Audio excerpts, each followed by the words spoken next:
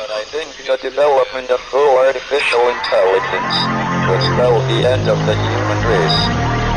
It's a flying object, and we don't know what it is. I would hope somebody is checking it out. It was a rocket or whatever, but incredibly fast, opposite direction. It was too fast to be an airplane. I'm glad the Pentagon is looking at this, because if it poses a threat, I want them on top of it. Well, the craft generates its own gravitational field. You said there's lights in the sky? The internet has become the command center for criminals and terrorists. 911, what's your emergency? I need help, please help me! Aliens won't let it happen. That's what we're instructed to say. Roswell, Area 51. Alien kept deep under the ground. 1,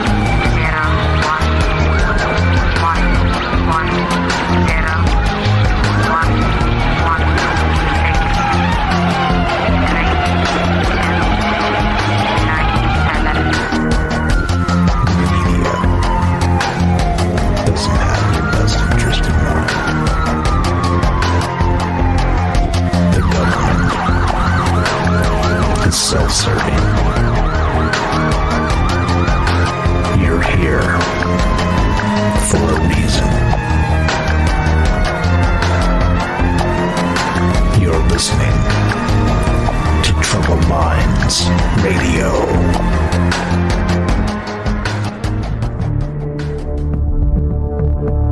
Broadcasting live from a secret bunker just off the extraterrestrial highway. Somewhere in the desert sands outside of Las Vegas. From somewhere in space-time, loosely labeled Generation X on planet Earth.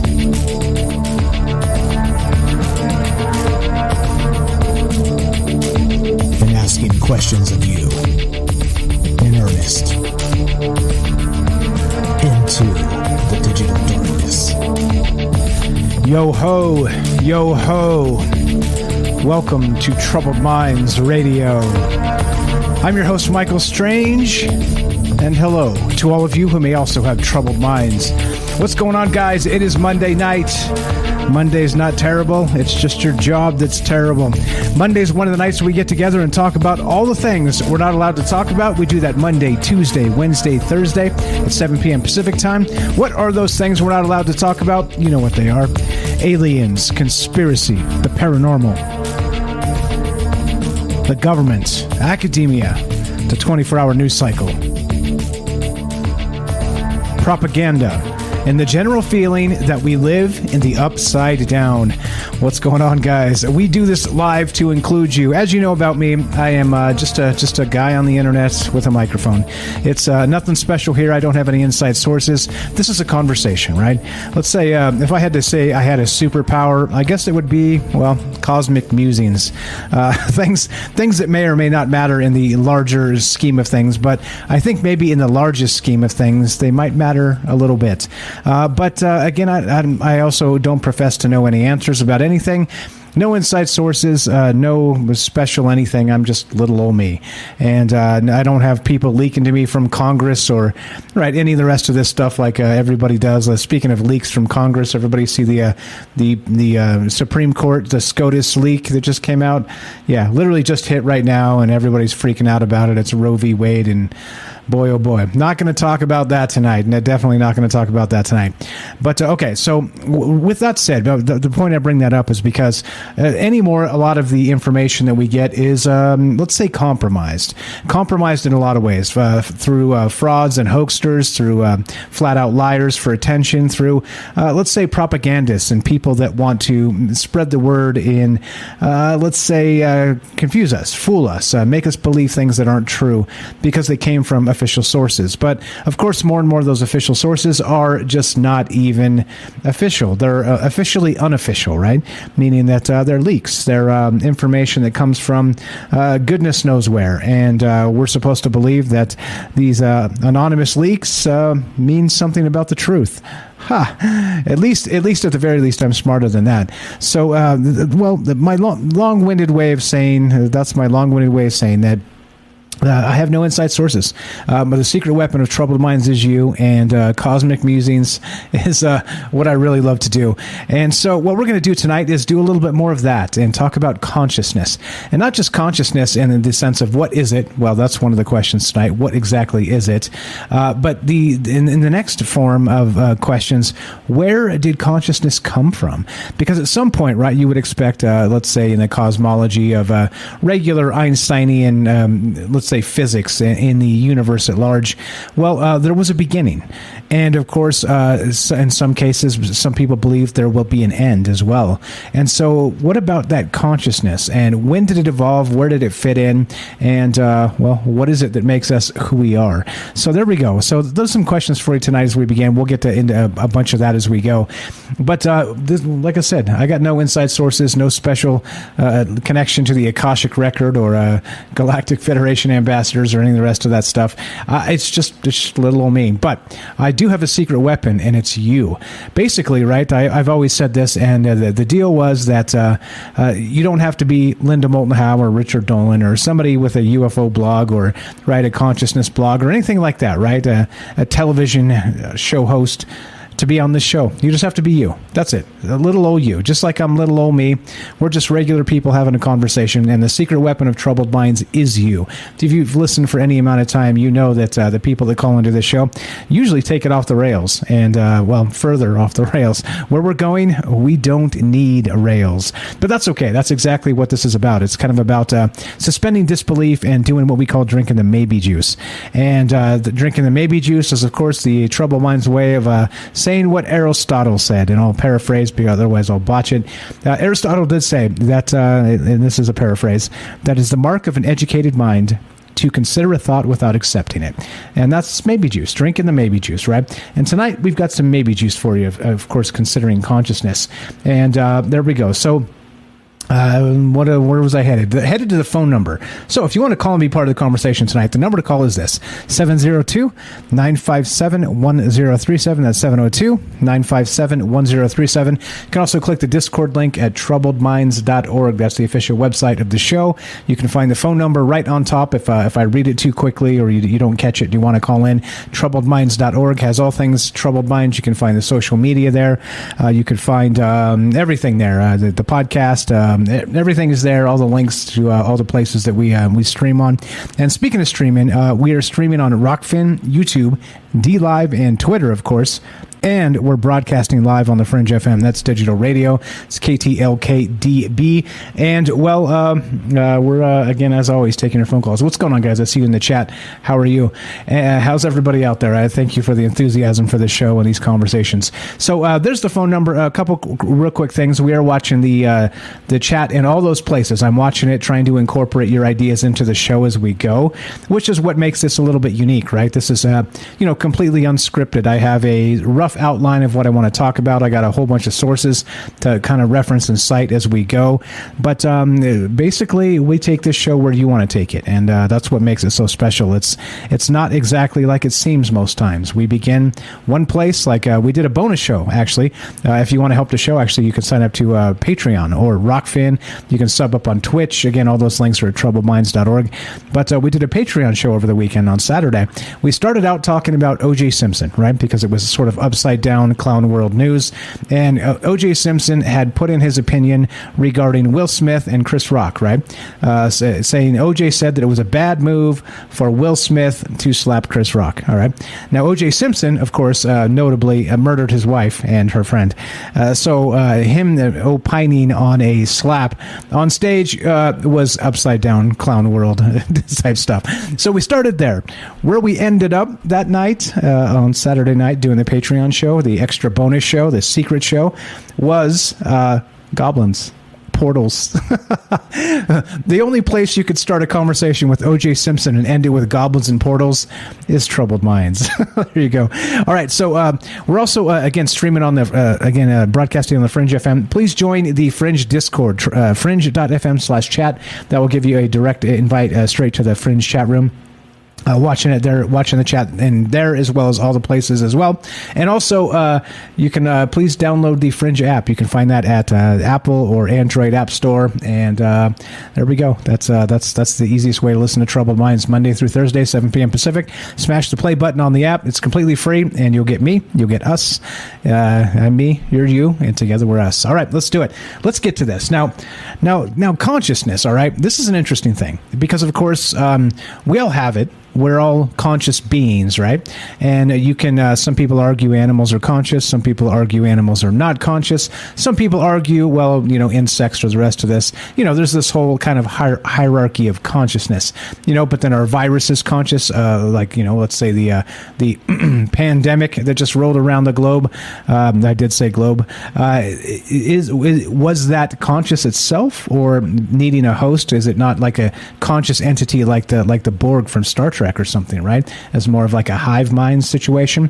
I don't know. It is complicated because what is the difference, right? What's the difference between me and you? I mean, at face value, it seems extremely obvious, but in the second layer of these things, then suddenly it doesn't seem obvious at all because what is the difference between whatever essence is bottled up inside of me and whatever essence is bottled up inside of you? What makes me me and what makes you you is not as, well, it is complicated, but it's not as simple as it seems, is what I was about to say. So that's where we start tonight, all right? And we're going to start, well, at the quantum level, because why not, right? There's this theory that goes a little something like this. This is from Futurism.com. Experiment suggests that consciousness may be rooted in quantum physics. Ah, yes. And this is Futurism is a fantastic site. We get a lot of news from there. Have a lot of it's a fantastic muse for troubled minds, that's for sure. But we have this. This is from April 19th. And this tagline right here is what inspired my idea for the show tonight. And there's some pretty wild stuff we're going to talk about. Is this where consciousness begins? The subheadline. And that means, rooted in quantum physics. Check this out. A decades-old controversial theory suggesting that quantum effects in the brain could explain consciousness may hold more weight than scientists gave it credit for. The nature of consciousness has long puzzled us. One idea traditionally seen as far-fetched is that the unusual laws that govern the quantum world could be behind what allows us to experience consciousness, as reported by New Scientist. In the 1990s, physicist Roger Penrose and anesthesiologist Stuart Hameroff suggested that tiny microtubules, hollow tubes that form the skeletons of plant and animal cells, could allow for a breakdown in the structure of space-time that interrupts quantum superposition, the fundamental principle of quantum mechanics that posits a physical system can exist in two states at the same time. This breakdown of superpositions then allows consciousness to exist. The theory, known as orchestrated objective reduction. Many scientists dismiss the idea, but the theory, according to New Scientist, has been gaining new traction lately. In one recent experiment, it reported a team led by Jack Tuzinski at the University of Alberta in Canada found that anesthetic drugs allow microtubules to re-emit trapped light in a much shorter time than originally thought. They found that light caught inside an energy trap was re-emitted after a mysterious delay, a process they propose could be of quantum origin. In the presence of an anesthetic, however, this delay was shortened considerably. In other words, the thinking goes, the process of consciousness may be behind the delay. All right. Now I know this is complicated, and I think complicated is probably just an easy way to say nobody really knows here. This is one of those ones that's difficult because everybody's probably has a theory. All right. Everybody probably has a theory about what consciousness is. But what I'm thinking about is, well, what about consciousness and where did it begin? Okay. Is consciousness, and I say this often, within us? Is it without us? Is it both things at the same time? Would that be this superposition that they're actually discussing here in this article from Futurism? That superposition may be that consciousness is inside of us, but it's also outside of us. And that would be the superposition itself. You see what I'm saying here? But how does that even work? Because the quantum world does not work like the macro real world that we're used to. So how does this fit? I don't know. Right? The short answer is I do not know. So if you tell me, what do you think? So the questions for tonight, again, I got a little notepad here. Let me check my notes. So the question is this. Several questions tonight. What is consciousness? First off, all right? Number 2, when did conscious thought and consciousness itself actually begin? And number 3, this is going to take a little putting on your speculation boots and sipping some maybe juice. But when, if ever, will consciousness end? If it had a beginning, must it have an ending? And I don't know, just some random Monday night thoughts from Troubled Minds. That's what's on my mind tonight. Love to hear your thoughts on this. Those are the questions tonight. One more time. What is consciousness itself? Number 2, when did it begin? And number 3, if it had a beginning, does it also have an ending? And you tell me. 702-957-1037. That's 702-957-1037. I got a wild idea for you tonight. I'm gonna go the long way because we got a couple hours on Fringe, and then we usually got a third hour after that. So I don't want to let the cat out of the bag instantly, but I have a wild idea of based on some other theories and something I came up with myself tonight that may be an answer. But of course, I don't really know because this is the question show, not the answer show. All right, one more time. 702-957-1037. Let's go to, looks like, is this Aaron in Maine? Welcome to Troubled Minds. Did I get it right? Yeah. Hey, how are you tonight? I'm doing great. How are you, Aaron? What is on your mind? What is consciousness? What does the evolution of consciousness look like to you? I know. Yeah, this is like, I mean, we're all just walking around doing things and running around, and nobody even knows why we're here. Like, what?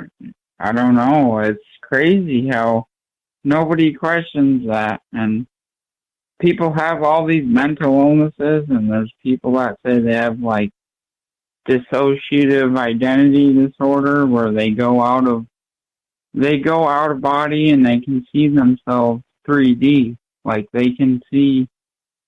It's like, how is that even possible? I don't even know what that is. Like, what is dreaming? When we dream, what is that? You're going into an entirely different. It's crazy how no one talks about that. Hey, I talk about it. We talk about it. So somebody's got to do it. We're the ones doing it.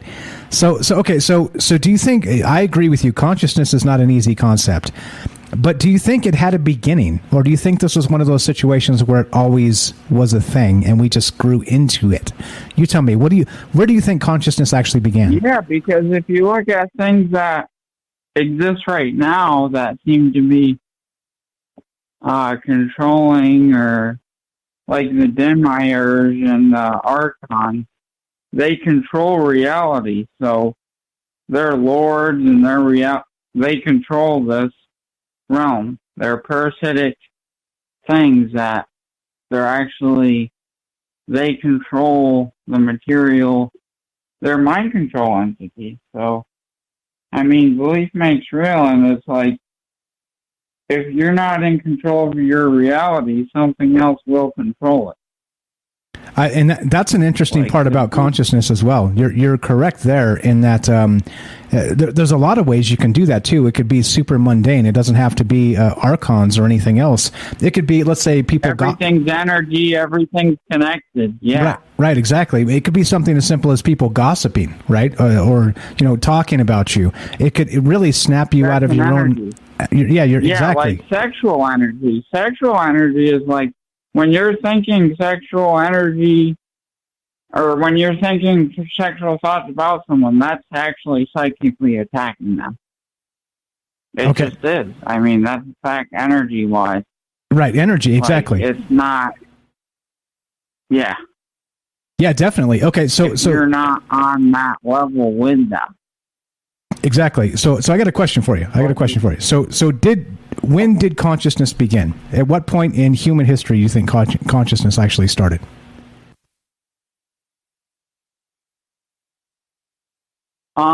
Probably from dinosaur poop at some point.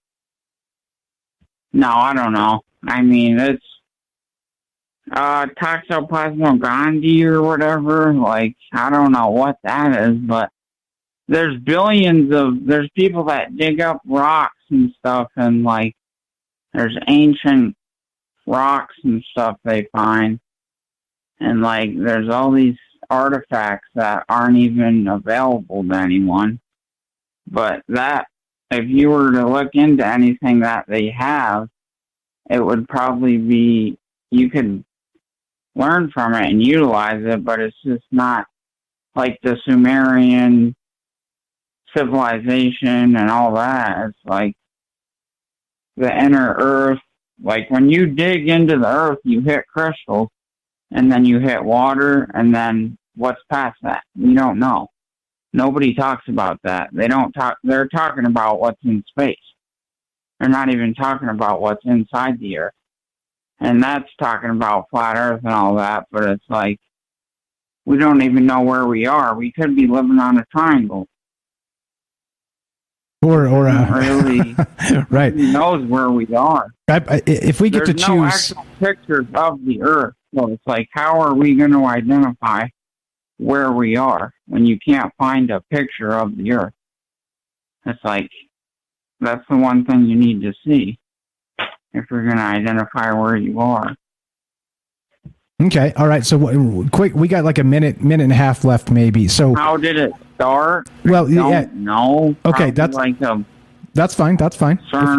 That's fine. If you don't know, how about this? Yeah. When will consciousness end? Not on an individual basis. What about consciousness itself as sort of a conglomerate of, let's say, souls? When does that end? Do you think there's an end to that, or do you think it's infinite?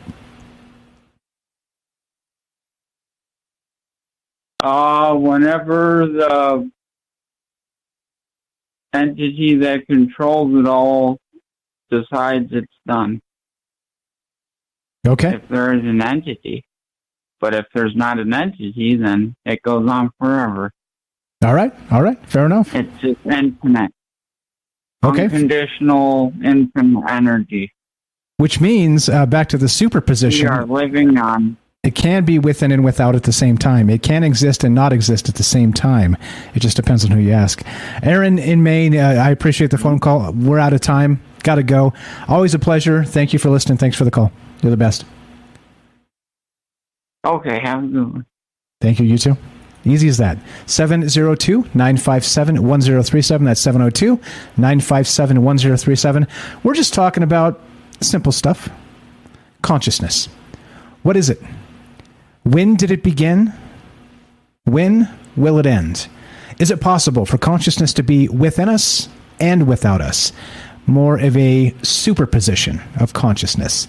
You tell me. Love to hear your thoughts on this, and I've got some ideas. I got some theories tonight. We're going to go into what the scientific theory says about consciousness, when it developed, why they think our brains exploded in size at a particular point in human history, all the rest of this stuff. But also, there's a theory, and it's brought to us by one Terence McKenna.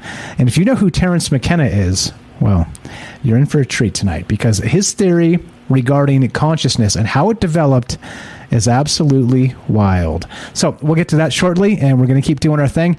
But as always, you know, the secret weapon of troubled minds is you. So I'd love to hear your thoughts on this. So, when did consciousness begin? What exactly is it? And when, if ever, will it end? 702-957-1037. That's 702-957-1037. This is Troubled Minds. I'm Michael Strange. Don't go anywhere. More consciousness, Terence McKenna, psilocybin mushrooms, and theories galore when we return. Don't go anywhere. Be right back.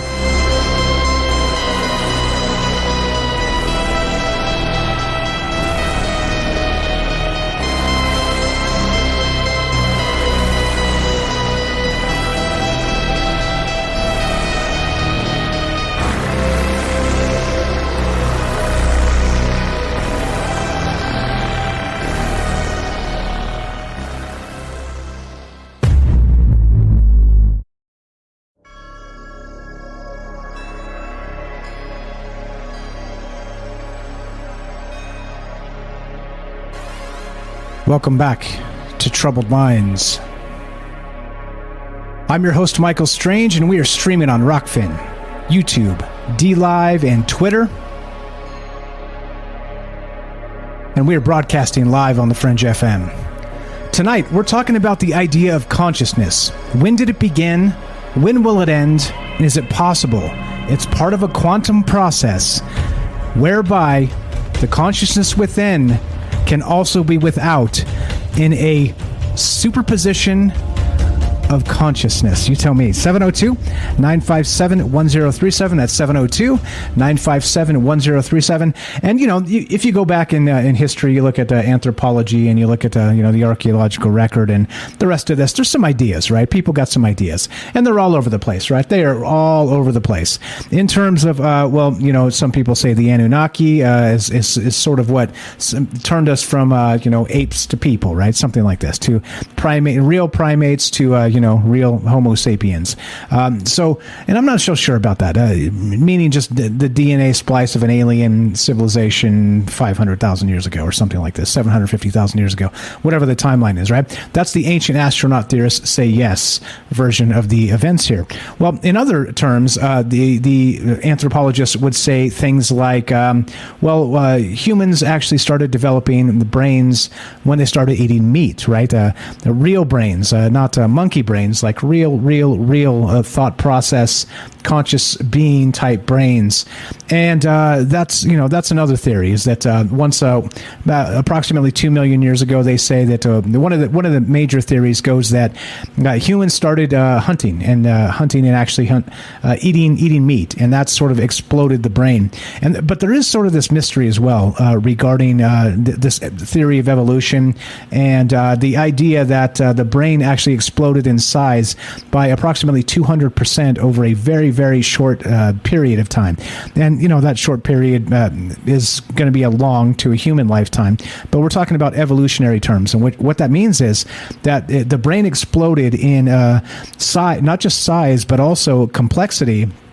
They've estimated, again, probably 2 million years ago, something to that effect, right? And there's different times they've also estimated from the archaeological record and doing these, postmortems. You hate to say it that way, but that's really what it is when they're digging up bones and kind of doing science on them, right? But so they've also determined that the size of the brain, the human brain, has kind of grown and shrunk depending on what we needed or didn't need at particular times. Not in gigantic terms, but in smaller terms, right?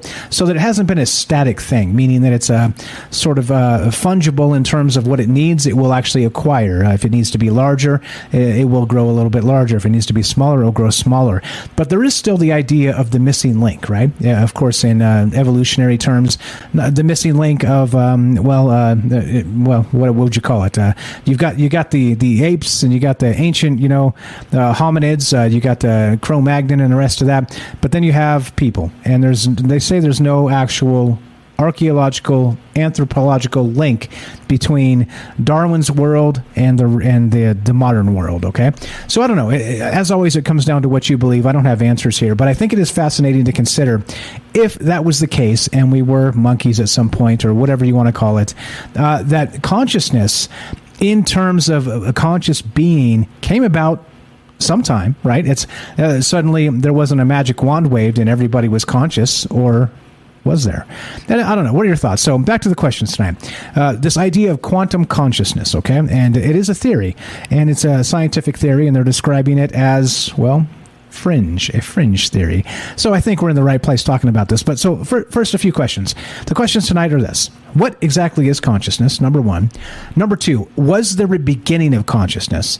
And number three, if there was a beginning, does there have to be an end to consciousness? And there you go. That's what's on my mind tonight. 702-957-1037. We'll get into the stoned ape hypothesis in a little bit, because that sounds pretty hot to me.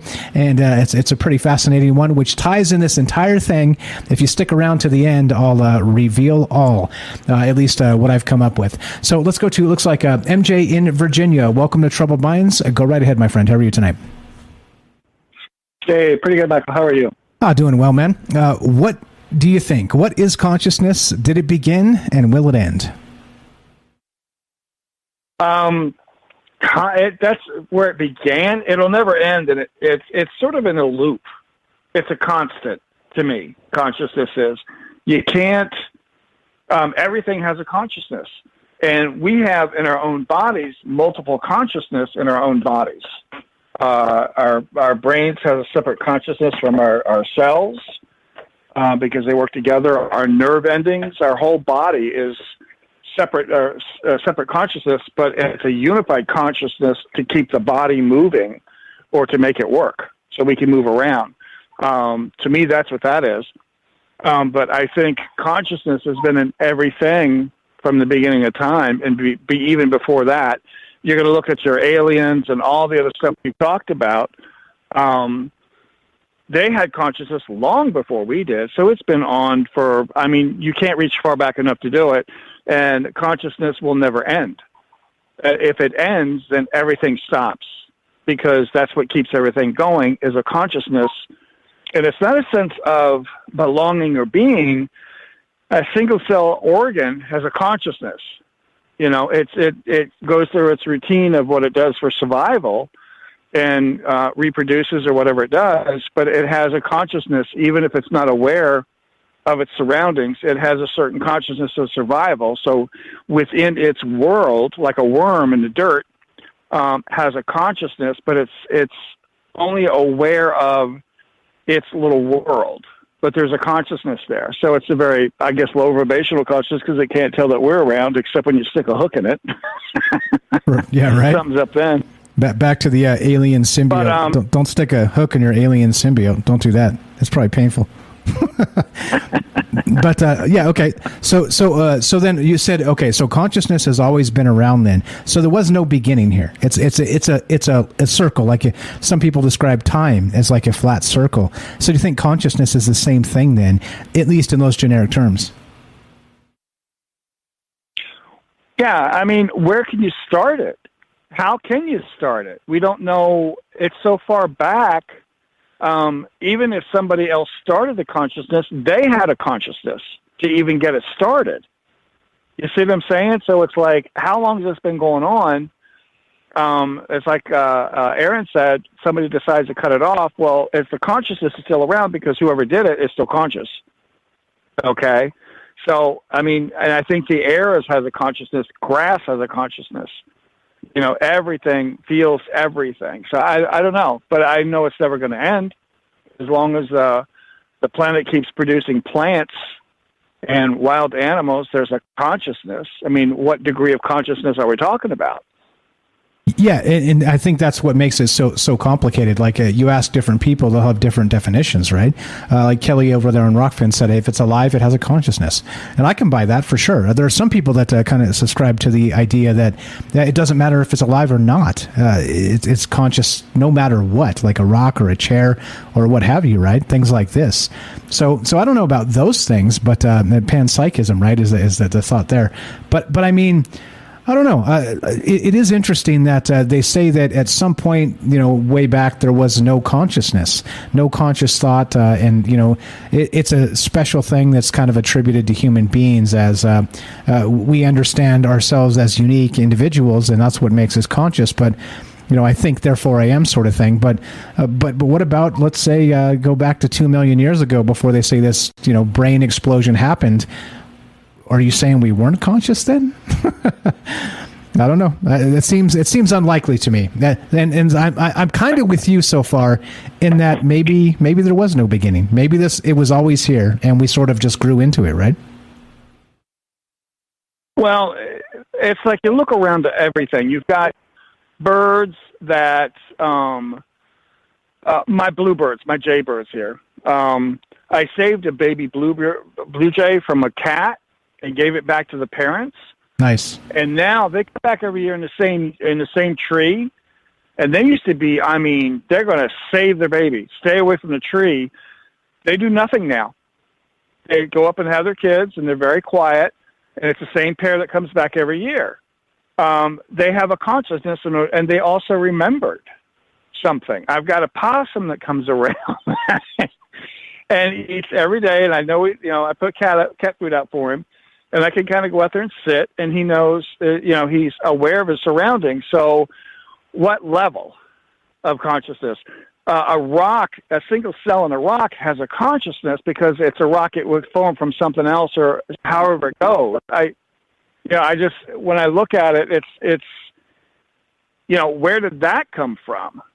Where did the conscious get started? Way back when. So it's if you want to go try, I should meditate on that. But to go that far back to the beginning of time, I don't know if there was ever a beginning of time. Yeah, like it's always been. And I think that's an interesting parallel to kind of point to time as consciousness itself, right? Maybe, how they say space and time are one thing and it's space-time. What if it's space-time consciousness and it's all kind of intertwined? I would say yes on that because, when, how do you know? Well, there was a time I was working in Phoenix. And I was working in a shop, and they made these plastic awnings and tents for parties and stuff, right? And I was sitting there one day, and there was an eclipse going on.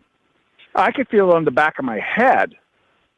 I could tell you the position of the eclipse, how far in or out it was, because I could feel it burning on the back of my head. That's a consciousness. How did I feel that? That means we're all connected to everything at every single second of every day and night, no matter what. We're connected to everything. If you can feel stuff like that, when you walk out, you can affect how grass grows, how something does or doesn't do. It's what your wave of energies go out and affect things. If you can feel stuff like that. Yeah, that all makes sense to me. I think it's a tough question. It's more like the old proverbial chicken or the egg type thing. So I don't expect like a concrete answer here. I think it's complicated, but it is interesting to hear some theories on this. And so, what about superposition of consciousness? Do you think it can exist within us and without us at the same time? That's what we're getting at here tonight. One of the theories, anyway. If we can exist with consciousness and without consciousness? Yes. Can it exist with us? Because it clearly can, because it's inside of us. But can it also exist outside of us? For sort of a superposition. Yeah. Oh, God. Everything around you has a consciousness. You have to tap into that consciousness. A tree has a consciousness separate from yours. A cat or a deer or a turtle has a consciousness separate of yours because their world's not your world. They're conscious of their surroundings, the way they have to live, the way they breed, born, breed and die, live. So their survival is different from ours.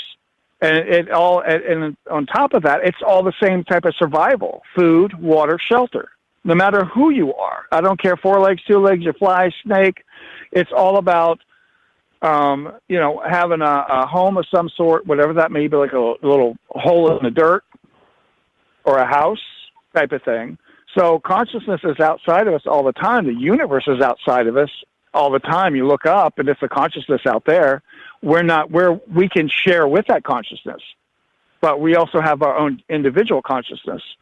And I think that's where your abilities come in as far as remote viewing and psychic. You can tap into the other consciousness because they're available to you at all times. I mean, that's a 24/7. So yeah, it's with and without us simultaneously.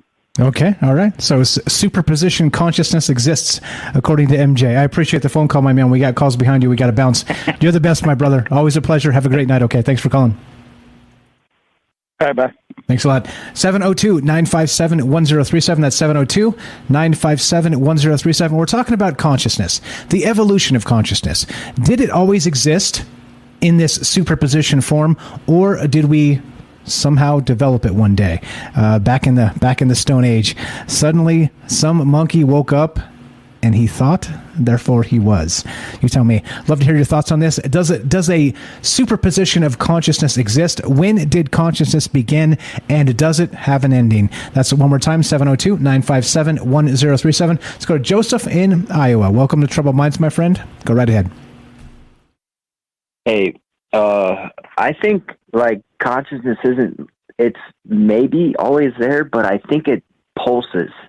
It's like an energy that pulses and changes.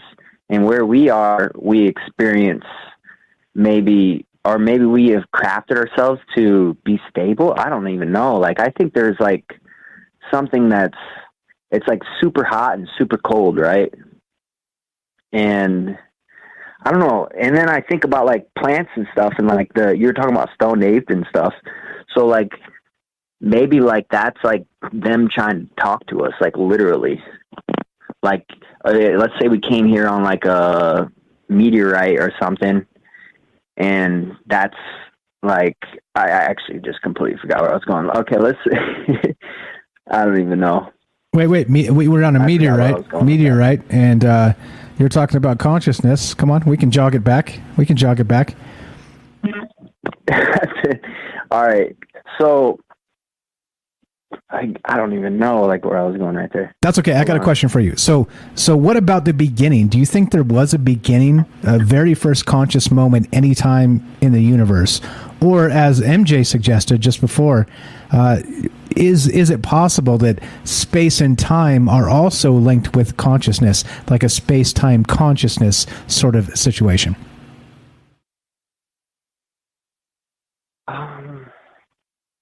I really don't know. I'm not sure about that. Like that's really a mind boggler right there, kind of. I'm not sure. Like like he said, there would have to be a consciousness to make the consciousness. But if it's a mechanical thing, like we've proven that we can make machines to learn. You know, who's to say it's not started like that the beginning of it, you know? Like it's just nature, you know? Yeah. That's I think that's kind of where I lean. I think if I got to come up with a theory myself, I think that's probably accurate. I don't think there's a beginning here. It is interesting, anthropology and archaeology and the rest of these, these guys are fine academic friends. They got to figure this out. They got to try and come up with a theory for this. And the theory is that the brain exploded about 2 million years ago in size and efficiency, and we got a lot smarter. And they say that's when the first conscious thought arose, sort of with like I was saying, describing eating meat, right? But I'm not so sure. If let's say that's the truth, and let's say that at some point in the evolution of people, they moved into a conscious form, whereas maybe prior to they were not. Okay, and let's just go with that as a theory for a second. If that's the case, then the consciousness was already there, waiting for them to move into it. Right? They didn't just kind of spontaneously create it out of thin air. It should have already been there. It's like they adopted it somehow. Right? Wait, so you're saying that they think we've been here for 2 million years? I think if we've been here for 2 million years, then like us as we know it, like consciousness as we know it, I don't know. Like, I feel like we would definitely be everywhere. If we already got Elon Musk trying to launch out of space and stuff, maybe, and I was thinking the other day, maybe like the world, like the mechanics don't like life, there's always that theory, like we have people ruining stuff already on our planet. Like, imagine that on a mass scale. Imagine if we were galactic. Like we have sector A and B. Like, I had a tribe one time in a video game that went rogue and destroyed 2 years worth of work one time. It was like ridiculous amount of work, just destroyed in a day.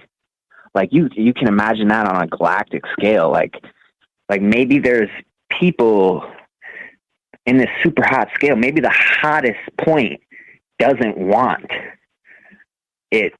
Like maybe there's just something that just is just so strong that it will just, and it's like a consciousness that tries to kind of like a system almost. Back to the type of simulation theory type system, right? Like or like an organic system, like a maybe divine system, something like that. Yeah, something that's running off of organic. Yeah, definitely. Right on. I love it. So if I got to ask you for a prediction, when will consciousness end? in and of itself, not as singular, like, clearly when people pass away, some people think consciousness ends. Other people believe when people pass away, they move on to something else. Their consciousness persists. Does consciousness end, and what about consciousness itself as a general term? Do you think that it will ever end?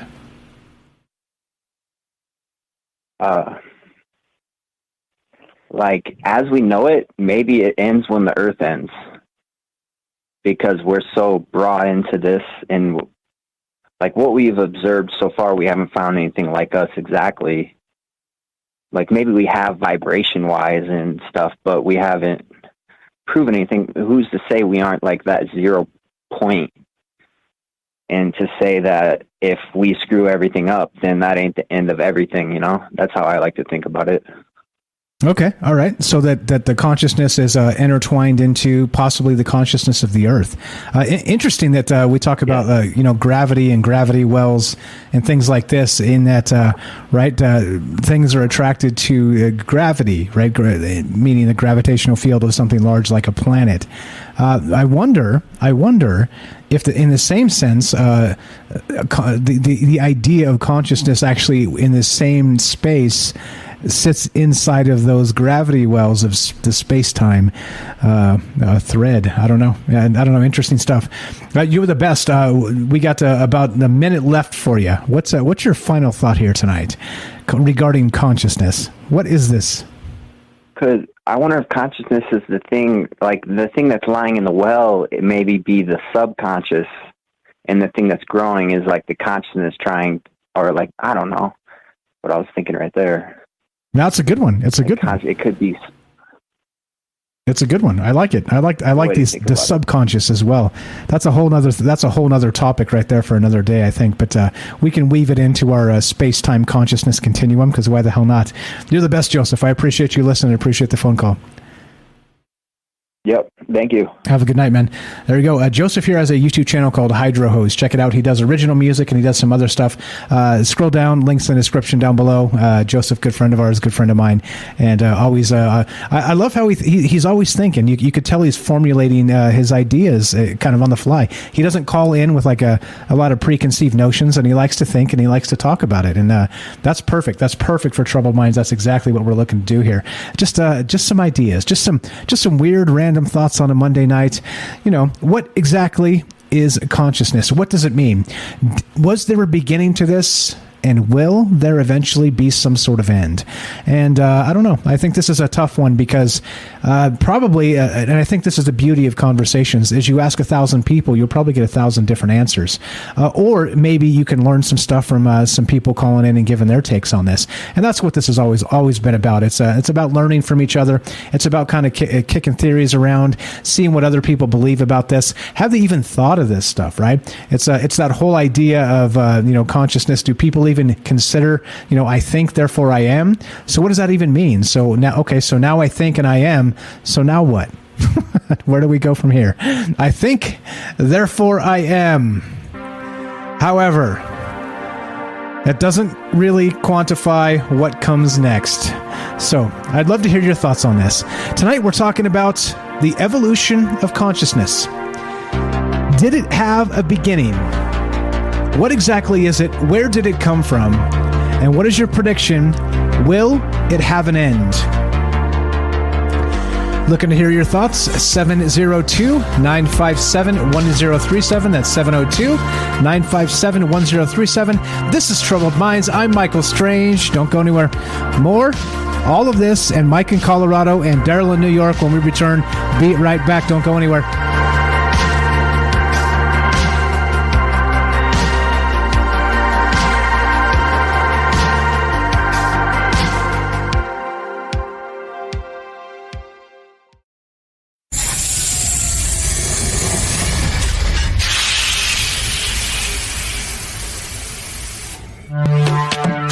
We are talking about the alien abduction phenomenon. Aliens. The aliens are looking through your eyes and they're accessing your optic nerve. I'm doing that.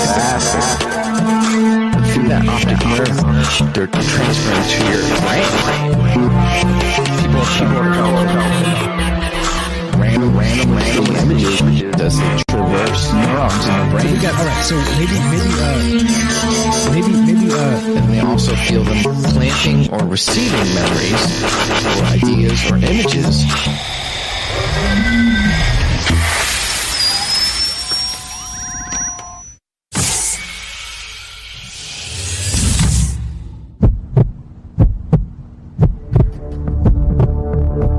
Broadcasting live from a secret bunker just off the extraterrestrial highway.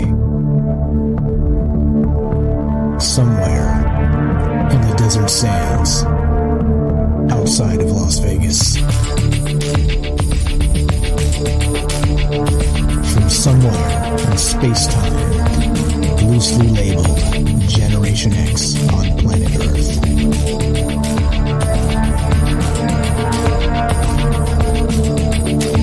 And asking questions of you in earnest into the digital darkness. Good evening and welcome to Troubled Minds Radio. I'm your host, Michael Strange, and hello to all of you who may also have troubled minds. What's going on, guys? It is Monday night, which is one of the nights we get together and talk about all the things we're not allowed to talk about. That's Monday, Tuesday, Wednesday, Thursday at 7 p.m. Pacific. What are those things? Aliens, conspiracy, the paranormal, the government, academia, the 24-hour news cycle, propaganda, and the general feeling that we live in the upside down. Tonight, we are talking about the idea of consciousness. Was there a point, any time in history, where consciousness did not exist? Or has it always existed? The questions tonight: what is consciousness, number one? Number two, did it have a beginning? And a prediction: will it one day have an end? Looking to hear your thoughts as we stream on Rockfin, YouTube, D-Live, and Twitter, and broadcast live on the Fringe FM, 702-957-1037. That's 702-957-1037. We'll put you on the show. It's as easy as that. And it's just a conversation. Just drinking some maybe juice, considering all the things. And we actually talked about the space-time continuum, how space used to be space and time used to be time, and now it's space-time. Well, is it space-time consciousness as a something that lasts forever and will last forever? Just an idea, just throwing it out there. Let's go to Mike in Colorado. What's up, Algorithm? Welcome to Trouble Minds. How are you, my friend? Hey, I'm doing good. How are you? Fantastic, man. Just another crazy Monday night talking about whack stuff. You know what we do. What is your thought here? Did actual consciousness have a beginning at some point?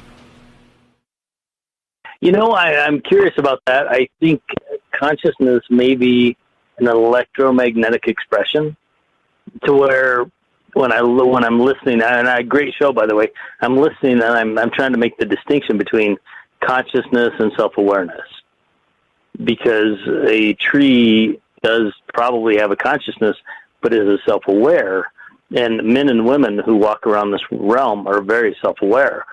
So does our self-awareness have a beginning and an end? Does consciousness have a beginning and an end? It's a curious thing for me, and I wanted to call in to ask you if A, you saw that distinction, and secondly, does it fit into your conversation tonight?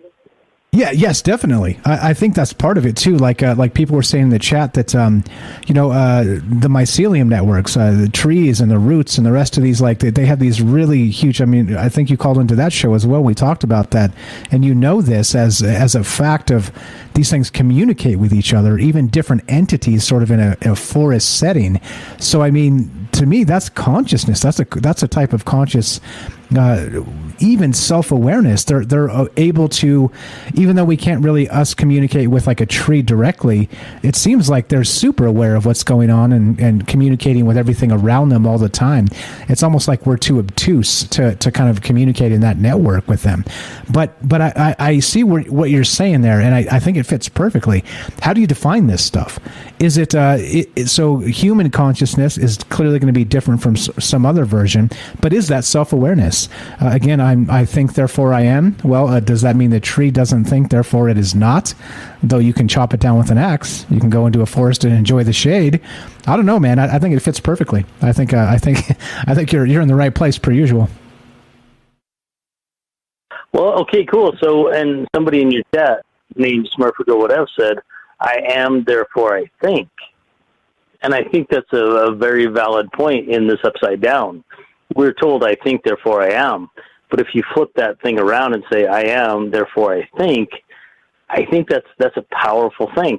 And when we were talking about the aspen trees all connecting their root system together, and every aspen grove that you ever see, if you ever make it to the Colorado mountains or other places that have them, they all connect their root system, and they all share some form of consciousness, which, again, I would say is an electromagnetic expression in this realm. And I think for me, the distinction is self-awareness. Cats generally aren't self-aware, but there are cats out there that you meet, and they are self-aware, and they know they're a cat, and they're going to own that catness. And they're different from the cats that people have that just like eat, get pet, and sleep. And if you've ever had that in your life, or you've ever seen one of those, you know what I'm talking about. You know that they are on a different level from the rest of the cat world. And so when I extrapolate that to men and women, I meet men and women every day that I would say are conscious, but they're not self-aware. And they behave the way the media or the society wants them to, but they don't have an individual self-awareness. And I may have taken you off topic, but that's the part when I saw the evolution of consciousness, I'm like, okay, so self-awareness, where does that start and end? And I don't think it does, because we can't imagine it. But what's fundamentally different about the people that are conscious but not self-aware, right? And so at some point, so we're talking about, like you said, the media and, this type of stuff. It's sort of, like you've said in the past, and I agree with you 100%, control your brain or somebody else will. Is it possible to break out of that and become self-aware as a conscious being, even though it's sort of a brainwash situation going on? I would say if and this may sound a little hokey, but if the divine forces that put us here want one to break out of it, then they can. But I either think you have it or you don't. And everybody who comes to your chat, everybody who's in your stream, everybody listening on the radio, they have it. And I think it sets us apart, and it does, unfortunately, isolate us from the rest of them. But I don't know that there's a activity or a thing that can say, okay, well, you're here. And people call them NPCs, which is kind of a derogatory term, but I don't think they can be like not an NPC. I see. We were actually talking about this not too long ago, the idea of that aphantasia, the mind's eye, where some people can't visualize something. Actually, we had a caller call in and say, I've got that. And I can look at a banana on the table, and then I close my eyes and try and visualize the banana, and I can't. It's like blackness. It's like, whoa, what? So I wonder, man, if it is sort of a built-in brain function of sorts. And not to disparage anybody, like you said, I don't like the NPC meme myself either, because I think it's divisive. It's us v them type stuff, and I just hate that. It's one of those things that's like, hey, let's talk about this. Let's maybe formulate some opinions and share ideas, not put down people because they're different. I really hate that. But yeah, I mean, maybe it is a function of a brain wired a particular way. I don't know, man. I wish I had answers for you. You know me. I'm just the questions guy. Now, what else you got for us tonight? You know what? I don't have much else. I would say that if a person doesn't have the imagination ability to picture a banana on a table when they close their eyes, they're conscious, but they're probably not self-aware. And that is not any derogatory thing. Like, it's the divisiveness of the NPC thing is retarded, pardon the expression, but I do think that as we navigate this place and we're starting to learn, if we understand that our imagination is probably one of our most powerful tools, as we learn how to use it, we've forgotten it. Children have it. They do it excellent. We've forgotten it, but if we remember that our imagination is one of our most powerful tools, our consciousness will probably live forever, as will this broadcast and your work. And so I don't want to blow smoke, but thank you so much for doing this. Thank you for taking my call, and I got nothing else, brother. I appreciate it. Thanks for being part of it. Thanks for the phone call. Thanks for your conscious thoughts adding to the rest of the zeitgeist. Always a pleasure. You're the best, bro. Take care. Have a great night. There you go. Algorithm, that's Mike in Colorado. He's got a channel, a YouTube channel called Algorithm, just like it sounds. ALGO space RHYTHM. Link is in the description. Give him a follow. Doing good work over there. He does live streams usually once a week or so, sometimes more than that. And he just got out of YouTube jail, I believe. He went afoul of the algorithms, which is an interesting way to put it, since his channel name is Algorithm.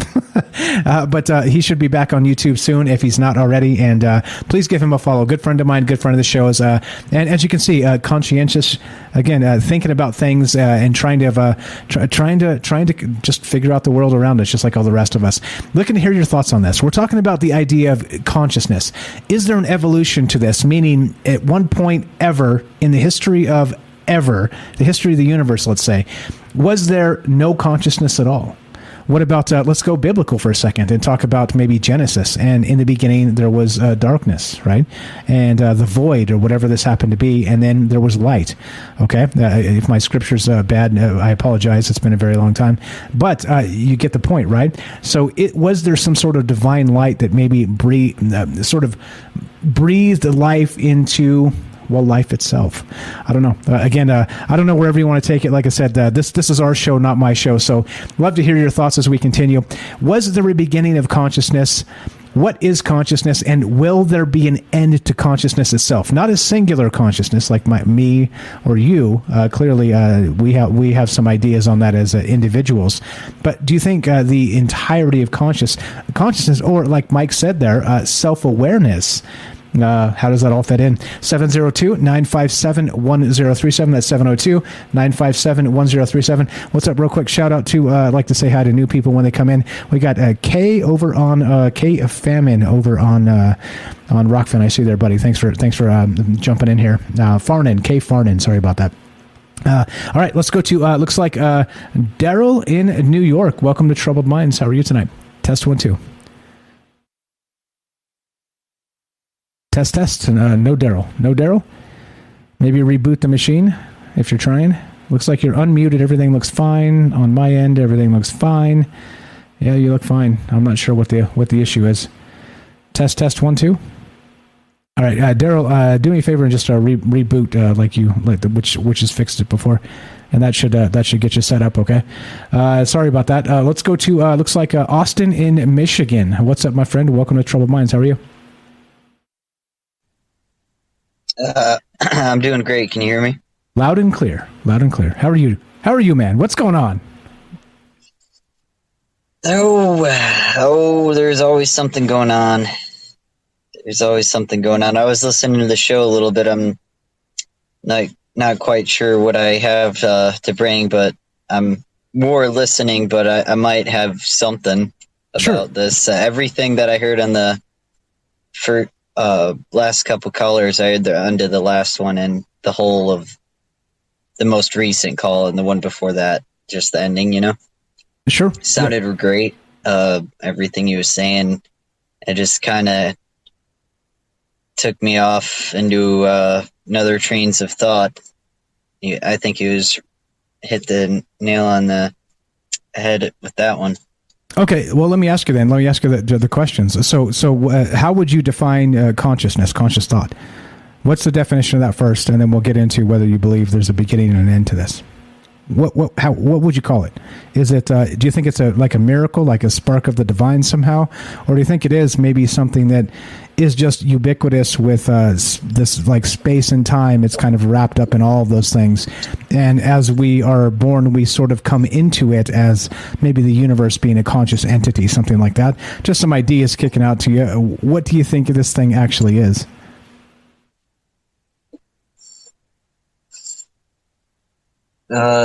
Well, I like all of the things you said, but I also go back to the beginning, and the beginning I think is thought, because that's how we gain a picture of where we're at. We think about where we are. Our mind is brought to us and picturing where we are with our eyes closed or whatnot. You know what I'm saying? So I think that's consciousness to a degree. You know, you can't like not be conscious of your surroundings, or you'll just go right. You'll just keep hitting everything and ignore that the wall's right in front of you, and you just ignore your nerves while you just keep hitting the wall, like, you know. Yeah, for sure. I mean, like I said, it's difficult. It's a difficult thing to quantify because it's actually different for each and every one of us, right? And again, I know we've talked about this, you and I, in the past. Austin here was on the show. We talked about the green language, and we were talking about Yoda. But an interesting concept of this, the idea of maybe a conscious universe, is the Force, right? Is that what did Obi-Wan say? That the Force is what gives the Jedi its power. It's an energy field that binds the galaxy together, right? And so I wonder, in those terms, what if the Force itself, let's say from a fictional universe, actually is that consciousness that we are devoid of until we become into the universe ourselves? I'm starting to like that idea. I'm starting to like the idea. Yes, it's definitely a big meal to eat right there. Mentally. That's okay, because I'm hungry. Damn it, Austin. I'm hungry. Okay, so then regarding that, do you think there was a beginning of that consciousness, and is there an end? I don't think there is an end. No. Maybe there was a beginning, but I can't literally imagine how it would end. I think that's kind of a pun line too, because I think it goes on for as far as you can imagine, and that's pretty much infinite, right? Infinite is infinite, that's for sure. It goes a long way. It's a long way from here to infinity. I'll give it that. Isn't the word infinite, doesn't that encourage like looking inside? The word in is at the beginning, doesn't it? I can't remember. Yeah, well, but then also interesting that Finn would interesting. There you go. Yeah, or in, and then Finn is going to be like finish, right? It's almost inside or finite, or I mean, there's a lot per usual, right? There's a lot to this. I don't know. So no end, no some beginning. You can't imagine what an end would be. It's all good. We got Daryl on the phone now behind you. What else you got for us, my friend? That'll be it. I'm just gonna mute up and listen. Okay, stay right there. You're welcome to chime back in. Just let me know. Send me a message if you want to pop back in. Okay, you're the best. Austin here. Austin has a YouTube channel called Short Quick. Check it out. We sharing that. I always ask you every time. I don't like you tell me when. Okay, check it out. Short Quick. Austin does some stuff about or he's growing organically and doing some other stuff. Check out his YouTube channel. Appreciate it, bro. Thanks you so much for the call. 702-957-1037. Click the Discord link, troubledminds.org. How did we get here? The evolution of consciousness. Do you think that somehow, some way, we are maybe a product, not of ourselves, but of something else? Is consciousness maybe this life force that's like the Force, like from the Jedi and whatnot in Star Wars, that it's an energy field that binds the galaxy together? Do you think that is consciousness? Back to that space-time consciousness. You tell me. 702-957-1037. Daryl in New York. Thanks for being patient. Go right ahead. You're on Troubled Minds. Hi, Michael. Great show. Great topic. I love it. Can you hear me okay? Loud and clear. Go right ahead. You got about 3.5 or 4 minutes. Go right ahead. Okay, cool. Right before your show, I was listening to this other show about the Sahara Desert and this theory that whales were like landlocked before, actually Atlantis is underneath the Sahara Desert. And then they also said that humans, we were taught space and time by aliens. Basically they taught us agriculture and time and astrology, how to keep time, in months and dates and years. So did they teach us consciousness? I don't think so. I think we always we were always conscious. I think we were always. I think we were the way we are for a very, very long time. We were always very bright. I don't think there was a very big difference between us today and maybe even a million years ago or more, you know. The missing link, you know, the Neanderthals, I mean, they had pretty big heads, you know, and then those cone heads, you know, the elongated skulls, those guys were pretty smart, and I think whales are probably smarter than any of us. They have the biggest brains. But I think the brain is consciousness, but where does it start? Does it start when we're a sperm and an embryo, a baby when it's born? When is that baby conscious, you know? Is it, you know, that's also a question, you know, and now they're talking about reversing Roe versus Wade. That's another story. But, you know, when does life begin? And I think life is consciousness, and anything about life is consciousness. But maybe there's something else, you know, is death unconsciousness? You know, is there some other dimension where none of this even means anything? There's no time. Is time linear, you know? So there could be something so different from what we're living today that's, you know, maybe a totally different kind of consciousness, which is a collective thing, or it goes back to one thing. You know, I think it's just our reality is based on time, you know, but once you leave our reality, if time doesn't exist, what does exist, you know? That's a good point. It's a good point. And so real quick, we're running out of time here. So do you think that conscious thought in and of itself exists without us? And if so, do you think it ends? I think it does end. I'm sorry to say. I wish it didn't. I think it ends when we die. I'm sorry to say that. I really wish it didn't, because I'd hate to think that this is it, you know? But I don't have any proof, and we'll never know till we get there, right? How there you come go. We can't find out? There How it come is. we don't remember?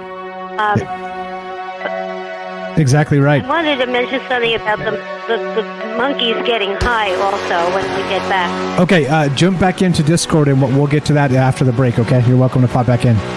Okay. You're the best. Daryl in New York, thanks for the phone call. Daryl has a YouTube channel. Check it out.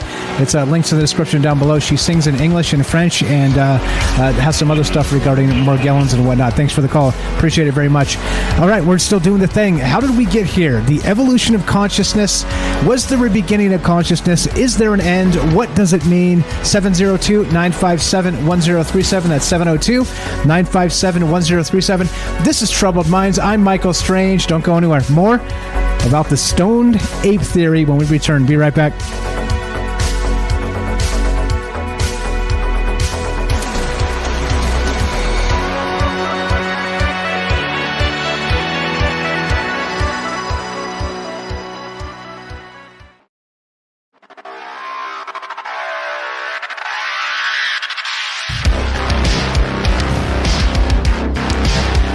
Welcome back to Troubled Minds. I'm your host, Michael Strange, and we are streaming on Rockfin, YouTube, D-Live, and Twitter, and we are broadcasting live on the Fringe FM. Tonight, we're taking your phone calls as we discuss the idea of consciousness. What exactly is it? When did it begin? And will it have an end? Looking to hear your thoughts, 702-957-1037. That's 702-957-1037. And we're going to get into the stoned ape hypothesis. If you've never heard of it, it's a wild one. I love it. Before that, we got Robert on the line. So let's go to Robert in Pennsylvania. Welcome to Troubled Minds, my friend. How are you tonight? And go right ahead. I'm fine. I took the Troubled Minds cap off, but thinking about this topic with that on was frying my brain. I was about to say, sometimes it gets too hot under there. You have to take the hat off and let the brain breathe, because you don't want to overheat. That's for sure. Right. So your questions are: what is consciousness? When did consciousness begin? And will consciousness end? And if time is imaginary, if it's just an imaginary construct, it really doesn't exist at all, then there can be no beginning and there can be no end to consciousness. It's just always there, always was, and always will be. Okay, and I'm kind of with you there. It seems difficult for me to imagine what we are before we were. You know what I mean? It's like, again, the Ouroboros, like was said in the Rockfin chat there. It seems like, in that description of time as a flat circle. What do you think about that idea of maybe the Force from Star Wars, and space-time is not just space-time, but it's space-time consciousness, and the universe itself is what infuses consciousness into all things? Well, let me send you on a little trip here. Sure. I mean, this really is probably far out and hard to grasp, this complicated thing I'm about to say. But what if every day your history and what you remember of your history and outside history was different every day? I'm saying is, what if you go to, let's say Michael Strange goes to bed at 4:30 in the morning, all right, and wakes up about 10 in the morning, which he probably does, and he's got this show to put on, but it's all a history, a new creation for that day. Because yesterday, when he went to bed, he was working on a truck. All right, he was a long range hauler.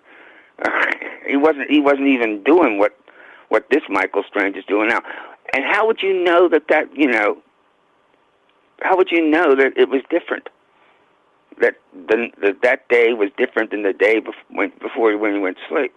Oh, I see. So I get what you're saying. So each day is basically, and it could be minute by minute, even in this case, each moment is a new universe, and you almost may not be able to recollect the previous universe because you've now stepped into the next. And that would be string theory, right? That would be the same sort of idea. It would be the idea that your history, that your existence is recreated every day you wake up, right? And you would not be conscious that it was different the day before. Okay. I dig it. I said this is a little bit hard to grasp. I'm with you, though. I'm following you. So, but what does that mean then? So regarding my consciousness is a construct of something else, is what we're saying? I would say that everything that's in existence is data. And data constantly comes together, forms something, then breaks up, forms something else. A command is different. When you're going down with the code, the command says one thing, and then a few lines down, it says, but after this happens, all right, in the code. I'm saying it's all data. And that's what we are. We're all data, all right? And data can easily be changed. All right? Data tries to make itself, what's the word? It's constantly experiencing itself over and over and over again. Because data is where the conscious is. All right? Right. So, I'm just going with this, buddy. That's okay. Right? Wait. So I'm saying. So the information. When you talk about the Mandela, go ahead. I'm sorry. So just real quick, the information is being written and rewritten as if it's the same hard drive, but the data keeps. It stays in the same spot, but it's overwriting itself in kind of a circular thing. I get you, but go ahead with the Mandela effect. Right. It's the life. All right. It's the whole. It's what keeps everything moving. All right, and it's what changed everything. But what I was about to say is the Mandela effect. We get a whisper every once in a while that something isn't the same as it was yesterday.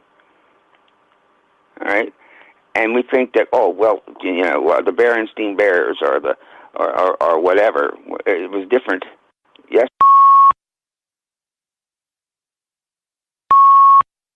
We lost you, Robert. You're beeping. If you can hear me, you're beeping. I hope that's not like a tornado warning or something. All right, Robert. I'm gonna mute you first. I'm gonna mute you, and we'll see if we get this handled. All right, we're on the phone with Robert here. If you can hear me, Robert, your phone just started beeping and it cut you off. You were on Mandela and Berenstain Bears. I'll remind you of that moment when you come back. I'll try in just a sec. So what we're talking about tonight is the evolution of consciousness. Was this one of those things that actually became something at some point? Was it a sort of construct of the human mind? And again, back to anthropological terms, 2 million years ago, they say that we started eating meat. People moved from a vegetarian diet, or the precursors, the proto-humans, moved from a vegetarian diet to meat. And that explosion of protein and energy actually created our brain. It caused it to explode in growth to approximately 200%. Things like this, right? So we're talking about that conscious thought, consciousness of ourself. Again, back to what Mike in Colorado was saying as well. Maybe self-awareness. Are they different? Are they the same? There's a whole lot here regarding this. Let's go back and see if we can get Robert real quick. Are you there? Test 1, 2. Robert, you're unmuted. Are you there? Nope. Okay. Hopefully that wasn't like a tornado warning, or the men in black just came and swooped in and picked him up. We'll get back to Robert in a sec. He'll call in just one moment. Let's get to this real fast before we do this. We're looking to hear your thoughts, of course. 702-957-1037. Was there a beginning to consciousness? Is there an end to consciousness? And what is it? Check this out. You guys are going to love this one. There's a theory here. There you go. There's another question. Is the human brain still evolving? Look at this. This is a pretty hot. This is from let's go here. There we go. This is from ancientorigins.net, and I've got a bunch of links regarding this. So hang tight, Robert. I see you there. We're going to get back to you in just a second as he calls back in. Listen to this. This is a one theory of consciousness, and this is again from Terence McKenna. The stoned ape theory and the dawn of human consciousness. Did our prehistoric ancestors evolve by getting high? All right. Check this out. This gets good. Let's see. One question people have tried to find an explanation for is how humans evolved from our Homo erectus forebears, doubling our brain size within a span of about 200,000 years, which in evolutionary terms is in the blink of an eye. Terence McKenna, a renowned mystic and psychonaut, broke the traditional mold when he presented the theory of how humans advanced so quickly in such a short space of time. The theory, which is known as the stoned ape theory, looks at the question from outside the box. But is it really as ridiculous as some people seem? Well, here's what it is real quick. We'll get back to Robert. The stoned ape theory presented by McKenna proposes that the evolutionary leap between Homo erectus and Homo sapiens was a result of a surprising addition to the human diet. Yep, back to magic mushrooms. Psilocybe cubensis. He believed that Homo erectus were forced to turn to new food sources, including magic mushrooms, as the climate in Africa changed. The effects of the mushrooms meant that the thought process of Homo erectus rapidly reorganized. And there you go. That's just a real quick version of that. We'll get into more of that as we go tonight. But there you go. Sorry about that, Robert. Let's go back to Robert in Pennsylvania. You're on Troubled Minds. You got disconnected. Go right ahead. Sorry about that. You were on... are you there first? Yes, I am. Okay, so you said Mandela effect, and you said Berenstain, and then you cut off. Go right ahead. I'm saying, what if every day is a new creation? You know, all the data points come together, but it's not anywhere. It's your life on that day is radically different than it was the day before, including your memories of world history, your own history. But you get a little whisper. Something's different. Something that from that day before that changed. You get that little whisper, but you don't get the full effect that your whole life was radically different than it was the day before than it is today. And then the next day it happens over and over again. It's like a never-ending story that changes each day.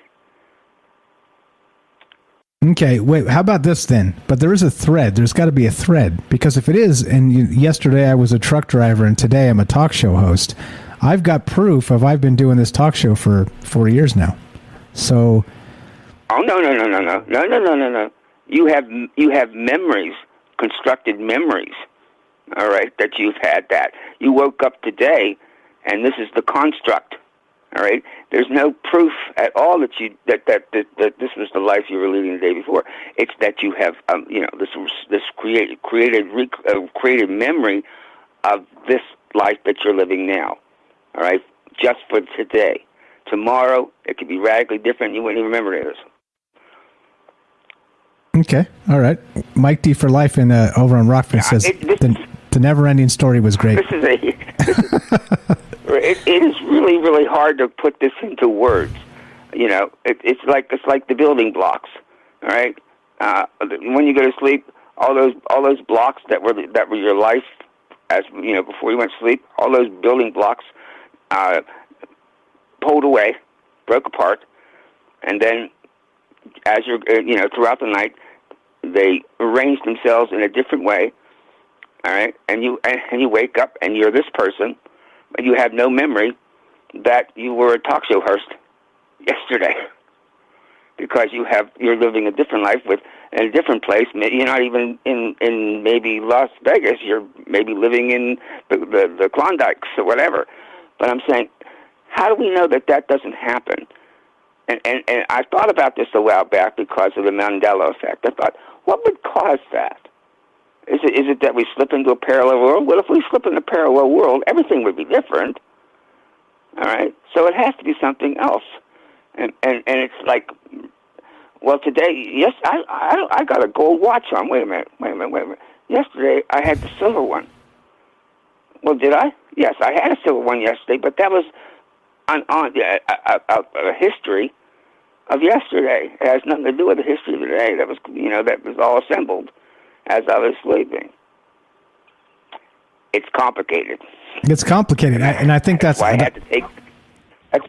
That's why I had to take the hat off. Oh yeah. Too much heat under there. You gotta let the brain breathe. I felt my brain split. I felt my brain splitting there. Also, here's another one. Sure. Here's another one to think about. What if there's only one person that really is the conscious? All right. What if it's me? I'm the conscious one, and I create my own world. All right. That means you're imaginary to me. You're my virtual reality avatar, whatever.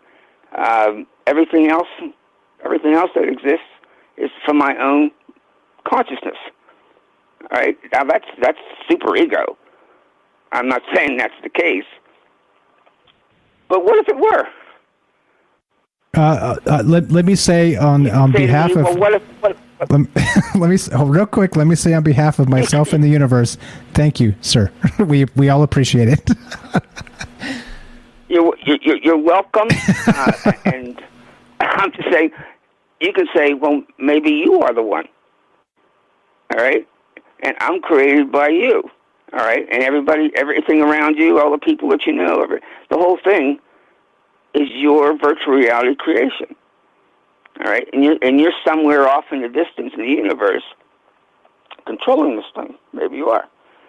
I'm saying, what if it's just one person, one consciousness, which really is almost a definition of God, who creates all this, and it's all just a virtual reality thing with really no purpose whatsoever except to entertain the person that's handling the console.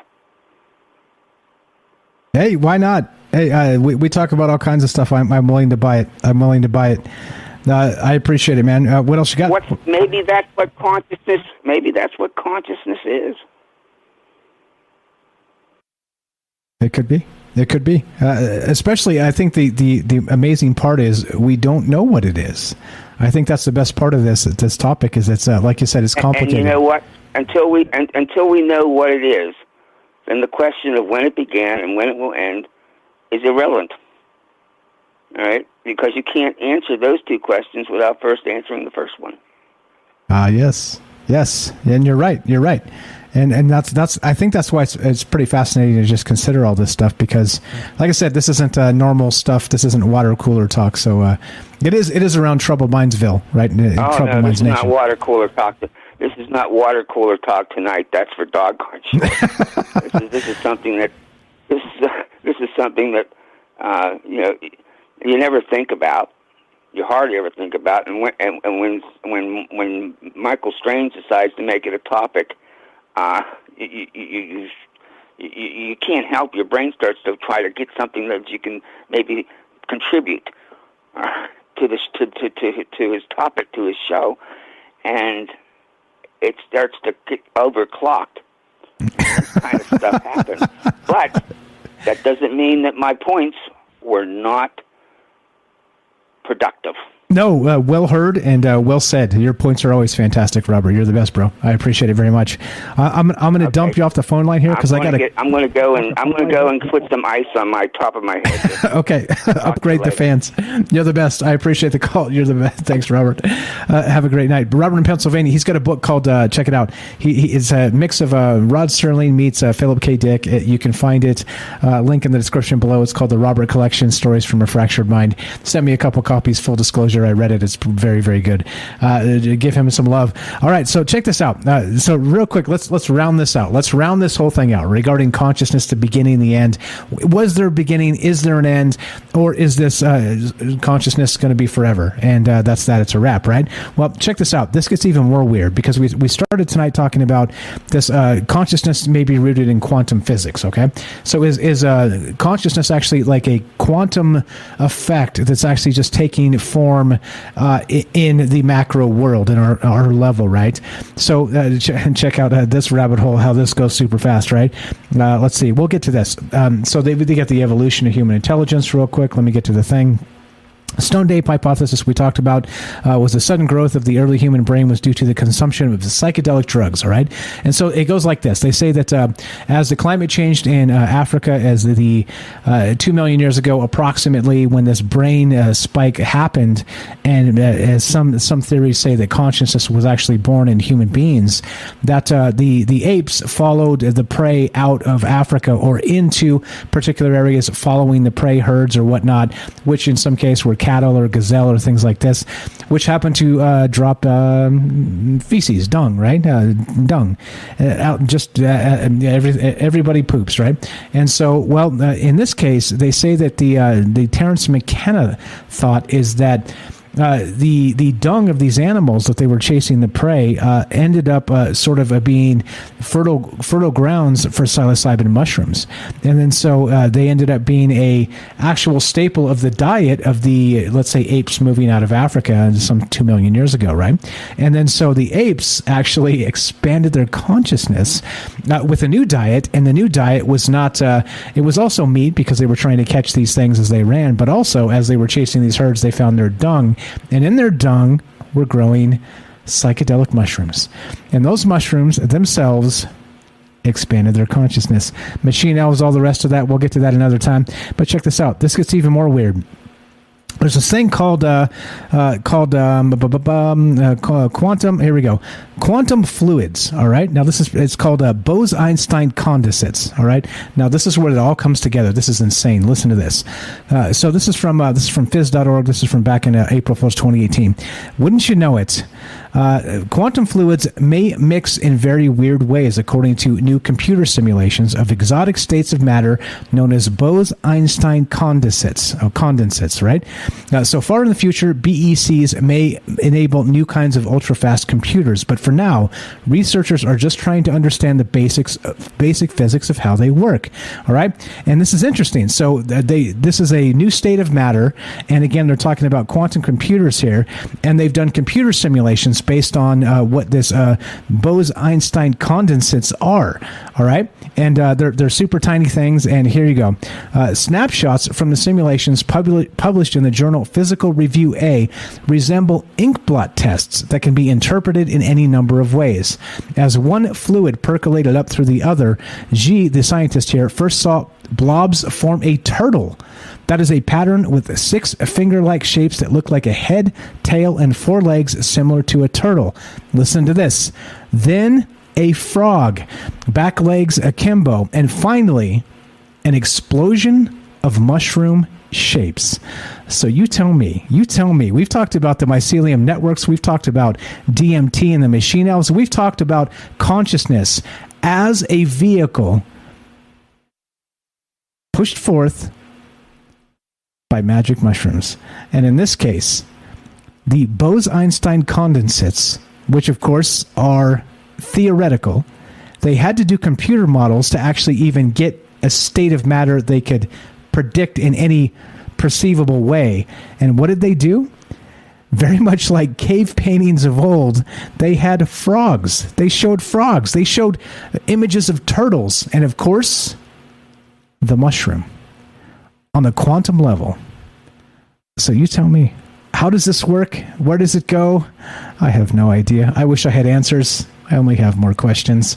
So as we get to the end of this, like I said, I don't know. That was the culmination here. I don't know if that's the theory. I don't know if that's the way this works or the way it doesn't work. Or, well, even if I wake up tomorrow, I'll be the same Michael Strange. Maybe I'll be a truck driver again or something else. You tell me, what do you believe? It doesn't matter what I believe. I'd love to hear your thoughts tomorrow. Actually, it goes a little something like this. If you're listening to us on the Fringe FM, stay tuned for Joe Roop and Lighting the Void, and then, of course, The Secret Teachings with Ryan Gable after that. If you're listening to us on any other platform, including the podcast feed, stay tuned for a third hour of Troubled Minds. And as we finish, if you want to help the show, there are a number of ways. TroubledFans.com. You can buy Troubled Minds merch there. Listen to the podcast feed on either, let's say, iTunes or Spreaker, or Spotify, anywhere you can find your podcasts for free. That would help us a lot. You can also sub up on Rockfin, Twitch, or, of course, Patreon. And there we go. As we finish, it goes exactly like this. Be sure, be strong, be true. Thank you for listening. From our troubled minds to yours, have a great night.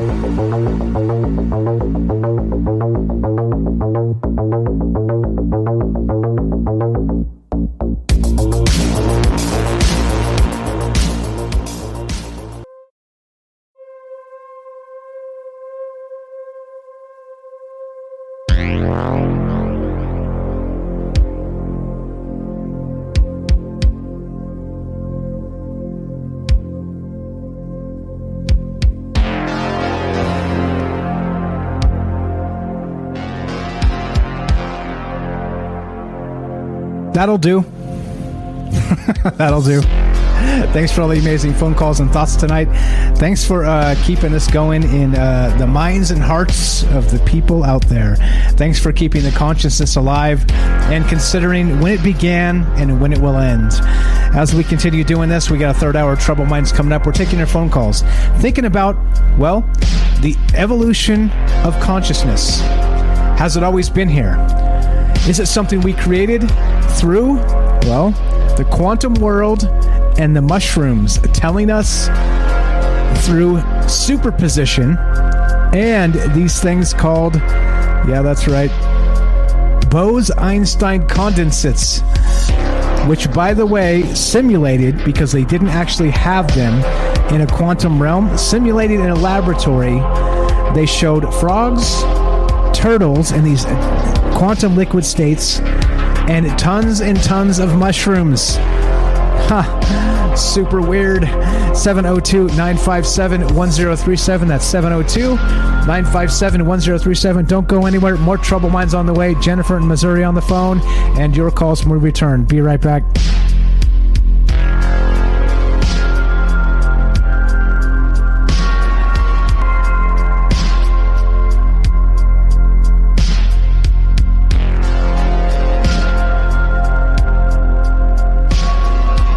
Welcome back to Troubled Minds. I'm your host, Michael Strange, and we are streaming on Rockfin, YouTube, D-Live, and Twitter. And we're taking your phone calls. We are now off the radio, and as Robert says on the Rockfin, third hour, let the F-bombs fly.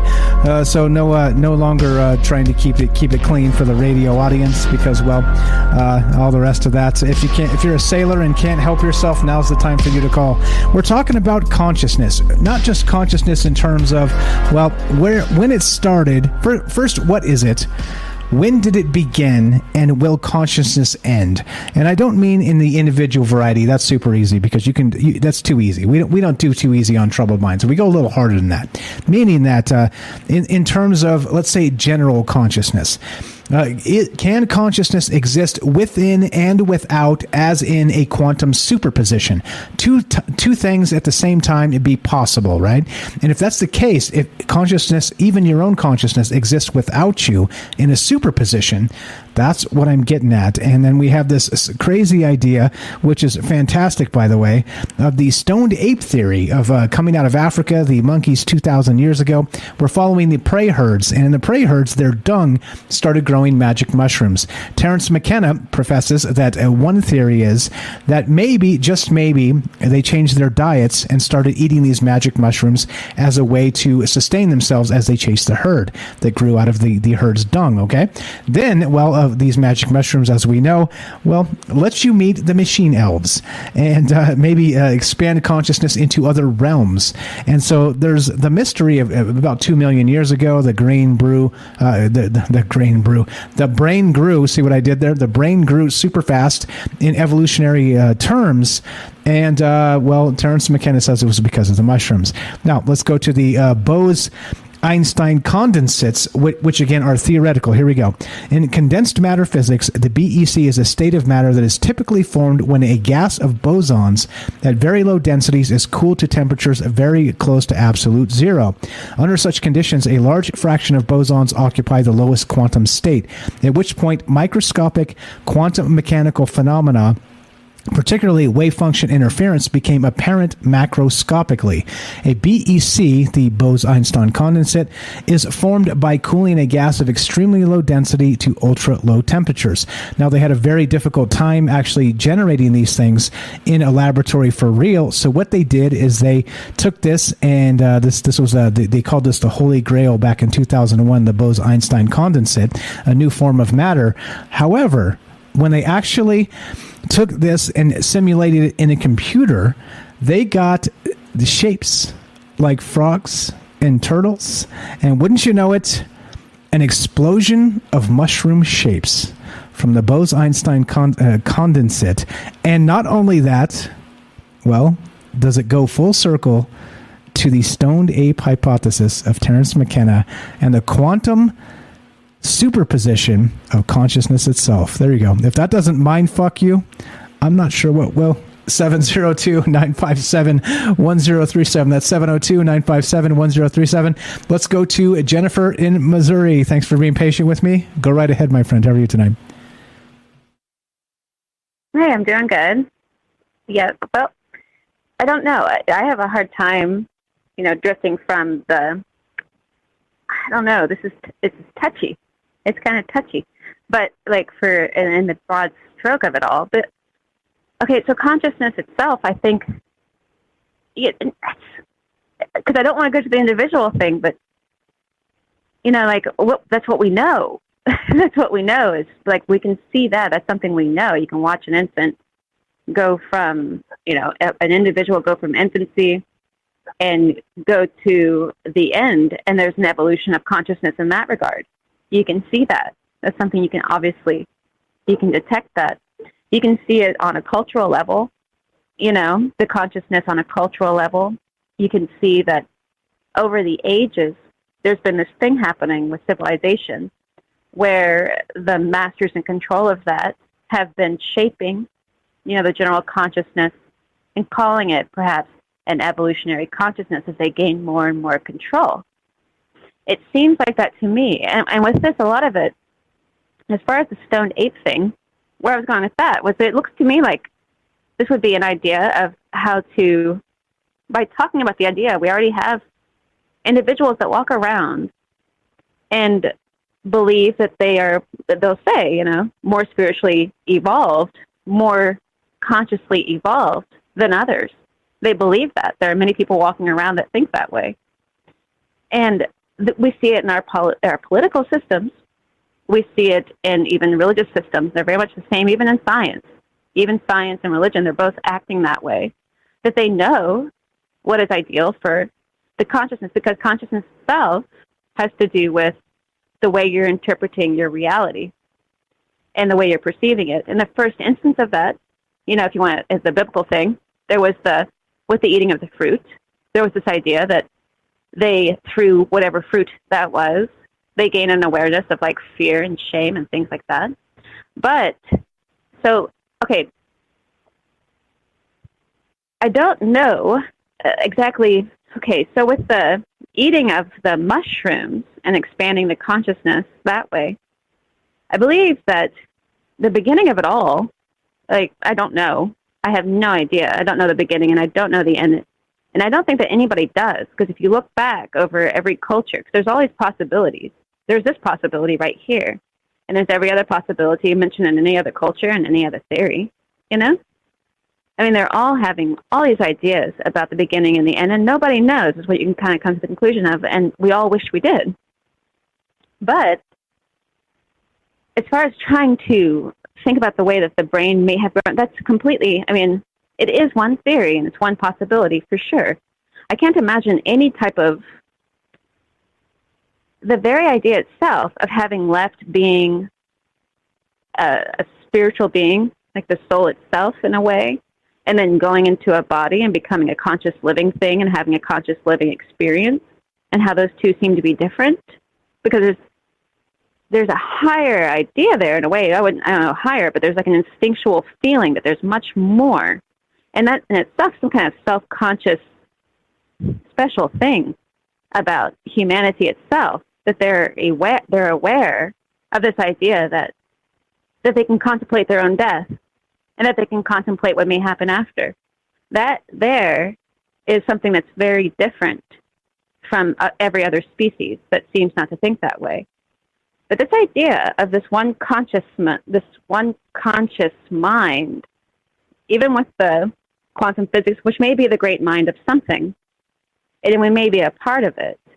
But when you think about the tree, the idea of this tree of life thing, seen in every single culture, and the idea that it's the consciousness of the entire reality, is a little interesting, because you see it's about the seeds, too, that go out from the tree, So propagating millions and millions of other trees that are individual trees.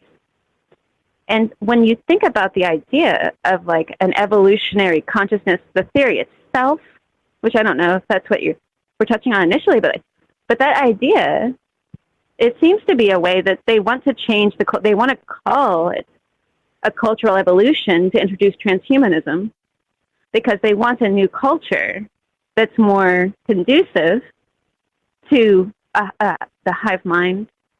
The idea that if we would all just accept that it's evolutionary, it's conducive on an evolutionary conscious level, to lose your individual consciousness is tricky, because that's the end of it. That's the end of actual consciousness in a way, when you no longer have a free will or a will, or even the idea to have a conscious decision or to even see, because if you're altered, and it actually is very interesting, because if you go into all the genetics, the computers, the drugs, and all of that, you lose a lot of the free will, because you're being altered. Your consciousness itself is being altered. It's conscious altering substances. And I don't know that, as far as the apes, that we were gorillas, or apes of some kind, and that we ate mushrooms and it grew our brains, but we no longer have to maintain it, for example, by continuously eating mushrooms. And hallucinogens themselves, it seems like it would be a deterrent, like that's not really a word, but, you know, like, I don't know, like, for me, it's kind of, like, if you walked around hallucinating, it almost be kind of de-evolutionary in a way. There's no telling what may happen to the species. I mean, people would end up, if you're ever, like people who trip on mushrooms, they go out and they try to have sex with trees. It's not very propagated, I don't know. But there's all these different things. I gotta say though, Jennifer, I mean, that's hot. It's a good theory. I mean, whoa. But I mean, I don't know. I just don't know how exactly how it, like, it seemed as if humanity at one point did have a very strong grasp of what their consciousness was and who they were and what they were doing here. And now when it's shifted to what's going to be good for the masses as a collective, a complex, collective, evolutionary, consciousness where we're all going to do it together as one for the universe and for each other as a species. It seems odd, and I don't even know, I just don't know what to make of it, because there's all different types within the individuals themselves. It just seems to depend, on their personal experience.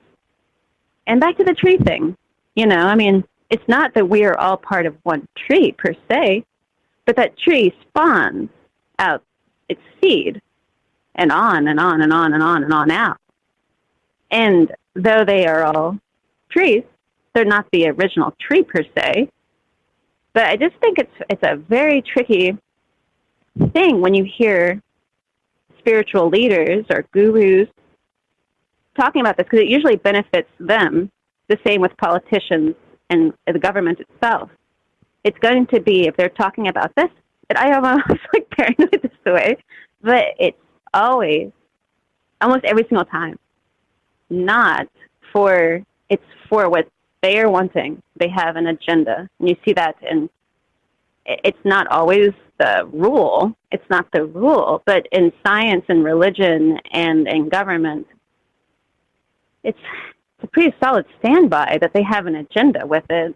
And this idea that we all evolved and, we're a species, we're a creature that has the capability, unlike the things we see around us, it seems, to be able to, or maybe not, but I mean to contemplate, I think so, to contemplate the actions we decide to take, the things we decide to do or not to do, and that choice right there is something that's very different. Also the concept of the afterlife, or the fact that there may be, the ability to think about any of that is some kind of different level of consciousness that's very unique and special. That's what brings up with that whole soul thing, where people think that there might be much, much more, and they try to explain it with metaphysics of the soul and everything. But that's a whole different thing, because the soul seems to be having its own little... Anyway, I don't know the beginning of consciousness, and I don't have any idea of how it would end, but I do know that this idea that we are all on an evolutionary path to some better consciousness could actually be the end, in some very serious implications, to true consciousness of the identity and the existence of the individual on this realm, and possibly implications for the realm, if there is one, afterwards, for what's left of the soul at the end of that. Because if they decide themselves, if these people, if whoever these people are, whom decides what the conscious evolution looks like and what it entails, it's about control evermore. And the more that's controlled, the shrinking of the evolution of consciousness, really, the shrinking occurs, and it's a constricting of any type of possibility of what would have been or what could have been for humanity. And the more I think about it too, the more that people can just let each other alone which can't seem to be done in these societies we've constructed, perhaps we would all get along a lot better. And that might be something that everyone might be missing in a way, because there's a big thing going on where everything has to be like, where everyone, I don't know, strangers. It'd be one thing if you knew each other, but most people are complete strangers in any society you go into, any city, in any town. Complete strangers telling each other what to do. It's absurd, you know. And as far as like with the apes eating mushrooms, I don't see how they could get very far. I don't believe that they could get very far. And that's just my own personal opinion. Now, I have no problem with people taking like conscious altering to experience something where they think that they're, and you can do that through dreaming, and they've been doing that for forever and ever. Shamans have been doing that. And people in general have just been doing it. And they may have had even a better grasp, even the common man, just with their natural dream state and spiritual awareness and this sort of thing, but much more aware of their consciousness than we are today. Perhaps we are, in a way, maybe the desire is for us to de-evolve consciously. And it looks much more like that. And then but the taking of the substances is a temporal thing. It's something that may be interesting at the time, but to think of it as a cultural, like an evolution of consciousness for the masses, is big stretch for me, because I feel like they wouldn't get very far, because I've seen people on mushrooms, and I just don't think that they'd get very far on that. You know, a couple things real quick too. You mentioned agendas, and I think this stoned ape theory is super interesting, because this is from literally Mr. Mushroom himself. This is from Terence McKenna. So right, as always, right, you got to. I think interestingly, even more and more these days, you have to really take this source of the information as more important than the information itself, right? Like, or let's say even as much. Yeah. So, like, if somebody else said this, like some scientist was doing, not that Terence McKenna is like a whack job, but you know what I mean. You know what I'm saying here. It's important to know where the information came from, because he is Mr. Mushroom. He's been Mr. Mushroom his whole life. He's passed on now, but right. So I don't want to speak ill of the man, but you get what I'm saying. Like, what would you expect him to say? Like, he was literally like, you know, Mr. Mushroom for most of his life, right? That, you know, the better half of his second Right. second half. So I mean, he's like, this is it. This is what had to have done it. Exactly. But yeah, I don't know how I feel about, because I can accept evolution. I can accept creationism. I can accept all kinds of things as possibilities, and I can accept, you know, many different cultural stories about what consciousness is and how it evolved to where it is as possibilities, because I just don't think that we're ever going to know. And I think there's no knowing. There's a lot of people who want to know and say that they do, and something inside of me says that they can't possibly know. They can't possibly know, and that no one knows. No one knows, and that's okay. That's fine, and that has to be fine. And we just have to live our lives. And what we're experiencing as we're doing it is its own evolutionary consciousness in and of itself, you know, and that's good. That's good enough. Yeah, I agree. I'm with you. There's a point may have where in mind, maybe. No, go ahead. What they may have in mind may be that, hey, if you all put this chip in your brain and take this pill and put on this and conjoin with this, and we all put our consciousness in robots, as Elon has pointed out, and on, then we will have an evolution of consciousness as a massive whole for what we're kind of hoping you'll all do. Because then we won't have to deal with all the riffraff of all the individual consciousnesses. You know, like, because all of the individual consciousnesses are in the way of the big conscious mind that we're working on, that we need you to work towards too. You know, whatever that agenda is. And if they can control that, it's the end of our consciousness. Like, the moment that has been sacrificed and we give it over to be told we all have an idea, depending on individual experiences, what is right or wrong, and what is a thought, you know, for us that we're going to entertain or not entertain. And that's our consciousness. That's the holy grail right there. And that's a personal thing. And it begins and ends with the individual. And maybe that has something to do with God and the soul, and it's a very serious thing. If they take that, that is gone. If it's altered permanently, genetically, from the species, as the transhumanist agenda kind of would like, it leaves a big gap of like the master and the slave to such an extent. It's absurd. And I mean, to believe that I don't know. I don't want to get into like, I don't know. But I just don't know how far you get. That's all. And then, I don't know. Right. I believe too the Neanderthal, I believe, was very advanced. I believe that they were long-lived. I believe that I share a lot of thoughts with Kelly about that they were long-lived, that they may have been, I think even that I saw APOC post something about that, and I believe that too, very strongly, that there was a lot more to these ancient hominids than we're giving them credit for, and that they may be responsible for a lot of things, that they may be something quite special, and that we're special as well, but a very special thing as well, whatever. I mean, we are what we are, we're one of the many, all the creatures that are alive are good things, pretty much. So, but the other things don't have the ability to contemplate death like we do, or the beginning, or the before, or the after, to think in circles like this. You don't see that with them. You don't see them sitting around bothering with this kind of stuff. They just live their lives. Maybe that's what and possibly with Adam and Eve, the fruit thing, that's what they were talking about. But maybe this was paradise before we started bothering ourselves too much about all these things, but we can't help it. See, we ate the fruit.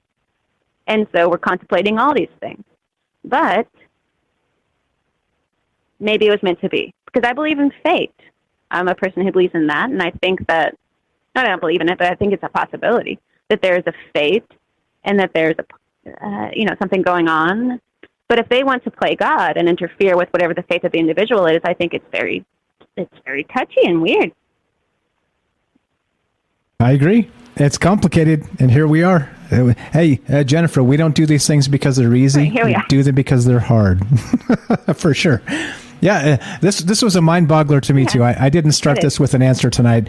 I kind of came in an answer late, and it was in the terms of the mushrooms and that Einstein thing. I was like, hey, the mushrooms show up at the quantum level in like computer simulations. This can't be a coincidence. So there's my answer because it came late, and I thought this works perfect. Well, it's something that can be done. People can do it, and there are all kinds of things out there that are conscious altering, and it's something that people can do if they choose to. But I don't know that I don't see them getting more people who do. I mean, I don't know that they're more evolved, but I think that they get a conception that they are because they think they know something, right? Yeah. They've seen something or that something. We haven't seen. Or something. Yeah, I don't know. I'm with you. It is complicated. I don't know. And you did mention Kelly, and you said, I agree with Kelly. By the way, we got Kelly on the line right behind you. So you're in for a treat because he's about to drop some Kelly knowledge. Jennifer, you're the best. I appreciate the phone call. Thank you for listening. Thanks for being enthusiastic about the show. Thanks for all the amazing phone calls. Always a pleasure. Jennifer has a YouTube channel. Check it out. Links in the description. And she's going to become active making videos again soon. Jennifer, thanks a lot. Have a great night. Have a good night. Thanks a lot. You too. There you go. Wow. It's a lot, right? And this is why we do it. We don't do these things because they're easy. We do them because they're hard. The JFK speech regarding the moon and going to the moon and the rest of that, and that's what I'm just saying. Like this is not rookie stuff. This is not rookie conspiracy stuff. This goes off the rails so hard and so fast, you probably might lose your lunch. Well, it's a good thing it's dinner time, and past that, it's maybe juice time. 702-957-1037. That's 702-957-1037. Let's put you on the show. Speaking of put you on the show, and Kelly, you've been summoned. Jennifer summoned Kelly. Kelly in Colorado. Welcome to Troubled Minds. How are you, brother? Good, man. Good evening. How you doing? I'm doing good, man. Chilling. Talking about crazy shit. You know us. What do you think? I like like this concept here. You know, consciousness. Everybody wants to. You know, from the beginning of time. You know, probably when man started thinking like that, it was like where we came from and everything. But consciousness, man, for me, if you're alive, you're conscious. Like I mentioned, right? So, I mean, I'm like with MJ, even all the way down to the smallest cell. But there's levels to this shit, right? There's levels of consciousness. It's not just, and that's where, you know, Mike was talking about where self-awareness, right? But that's the part of consciousness that know that, you know, is your self-awareness. But it's, you know, there is levels to it. You know, there's going to be some people, like, you walk around, you know, sometimes you think, hey, man, this guy's not, you know, is not so bright. But again, it's not that, like, maybe he wasn't taught something, you know, but or didn't, you know, take it in as easy as some other people. But as consciousness, for me, it's like everything is, you might be an individual as your own individual consciousness, but everything is a collective. Everything is the, how would you put it? It's a I wouldn't say mass, but like it's a like a hive mind sort of thing, like a collective. Yeah, a collective, a consciousness, right? A whole collective of you're part of the collective of consciousness, and that can go into everything to like, you know, in the universal, you know, everything, right? So, you know, consciousness too. They know this planets are alive. Just like, you know, there's, for example, like what Mike was saying, there's a tree that they had. I believe it's the there was this here in Colorado. We have these the aspen trees, right? But you know, they thought these, you know, the forest was all individual trees, but it's actually just one big giant tree. Just like the whole root system, you know, they just, you know, pop up after a while. The trees, you know, start growing. But and that's how everything else is too. If you're thinking on a big scale, right, of consciousness, everything, you know, even, I mean, science talks about it, like the universe is conscious. You know, planets are conscious because it's alive. Everything on this, the whole planet's alive. You know, constantly. You know, if we, you know, we think that we're, you know, destroying this planet, which we are on the surface side, but like the planet can destroy. It can get rid of the human race in an instant. We could be the Great Reset could be just done by the planet itself, because you know it's going to fight us off. Because, you know, more or less, you know, if we're thinking about that way, we are the little cells throughout the universe, just doing our own little things. But we're part of the whole, you know, web of consciousness. You know, that's the whole that Inger's web. You know, we talk about too. Is everything is, you know, we're just a reflection of something else. But everything is a consciousness. So even thinking it like that, I would disagree that it would end too. For me, consciousness is just constantly growing. So if we're talking about conscious, right, on a smaller scale, going into a planet, right, you then you have, you know, all individual plant life, animal life, and everything, right? If you think in a, oh man, hold on, I lost a kind of train of thought on that, but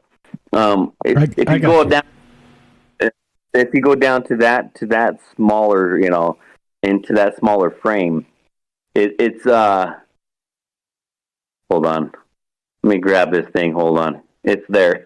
I lost the train on that one, but anyway, let's see.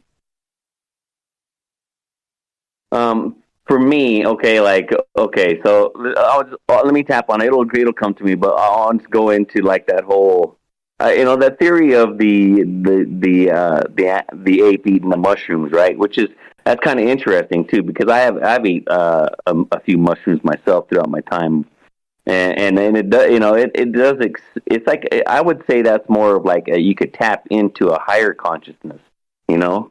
And I don't know if it's gonna, you know, that type of stuff will make you, you know, I don't know. That theory was what you know, makes humans, you know, the ape go into like, you know, more evolved, and then next, you know, we're creating buildings and shit like that.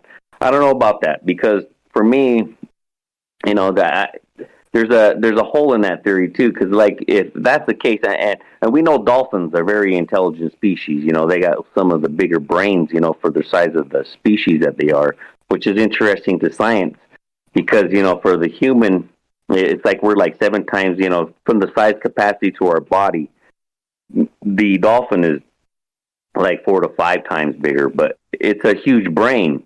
But they, you know, what they do is they, you know, they get high off of puffer fish. You know, the puffer fish, they, you know, once it blows up, it moves it around, and you know, it ingests that poison that comes out, and they get high off of it.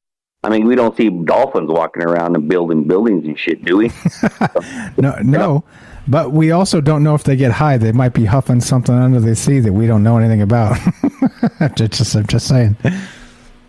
But they're very intelligent. They have their own, you know. So that's what I'm saying is levels of, you know, consciousness. So we're going to say if we're going to talk about consciousness or intelligence, which is, you know, it's kind of two of the same, but it's different. But you know, so you kind of, you know, you kind of think. So is it can it, I can see it kind of going that way, but I don't, you know, I'm kind of with Jennifer. I don't know that if that's the case where, you know, the evolution of man came from, but you know.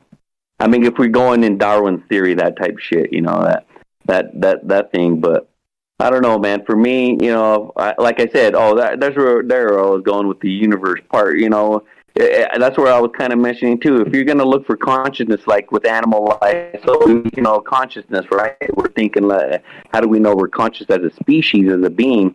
Then I would say you look towards something that's creating that shit, right? Which would be nebulas. That's where stars and planets and shit are formed.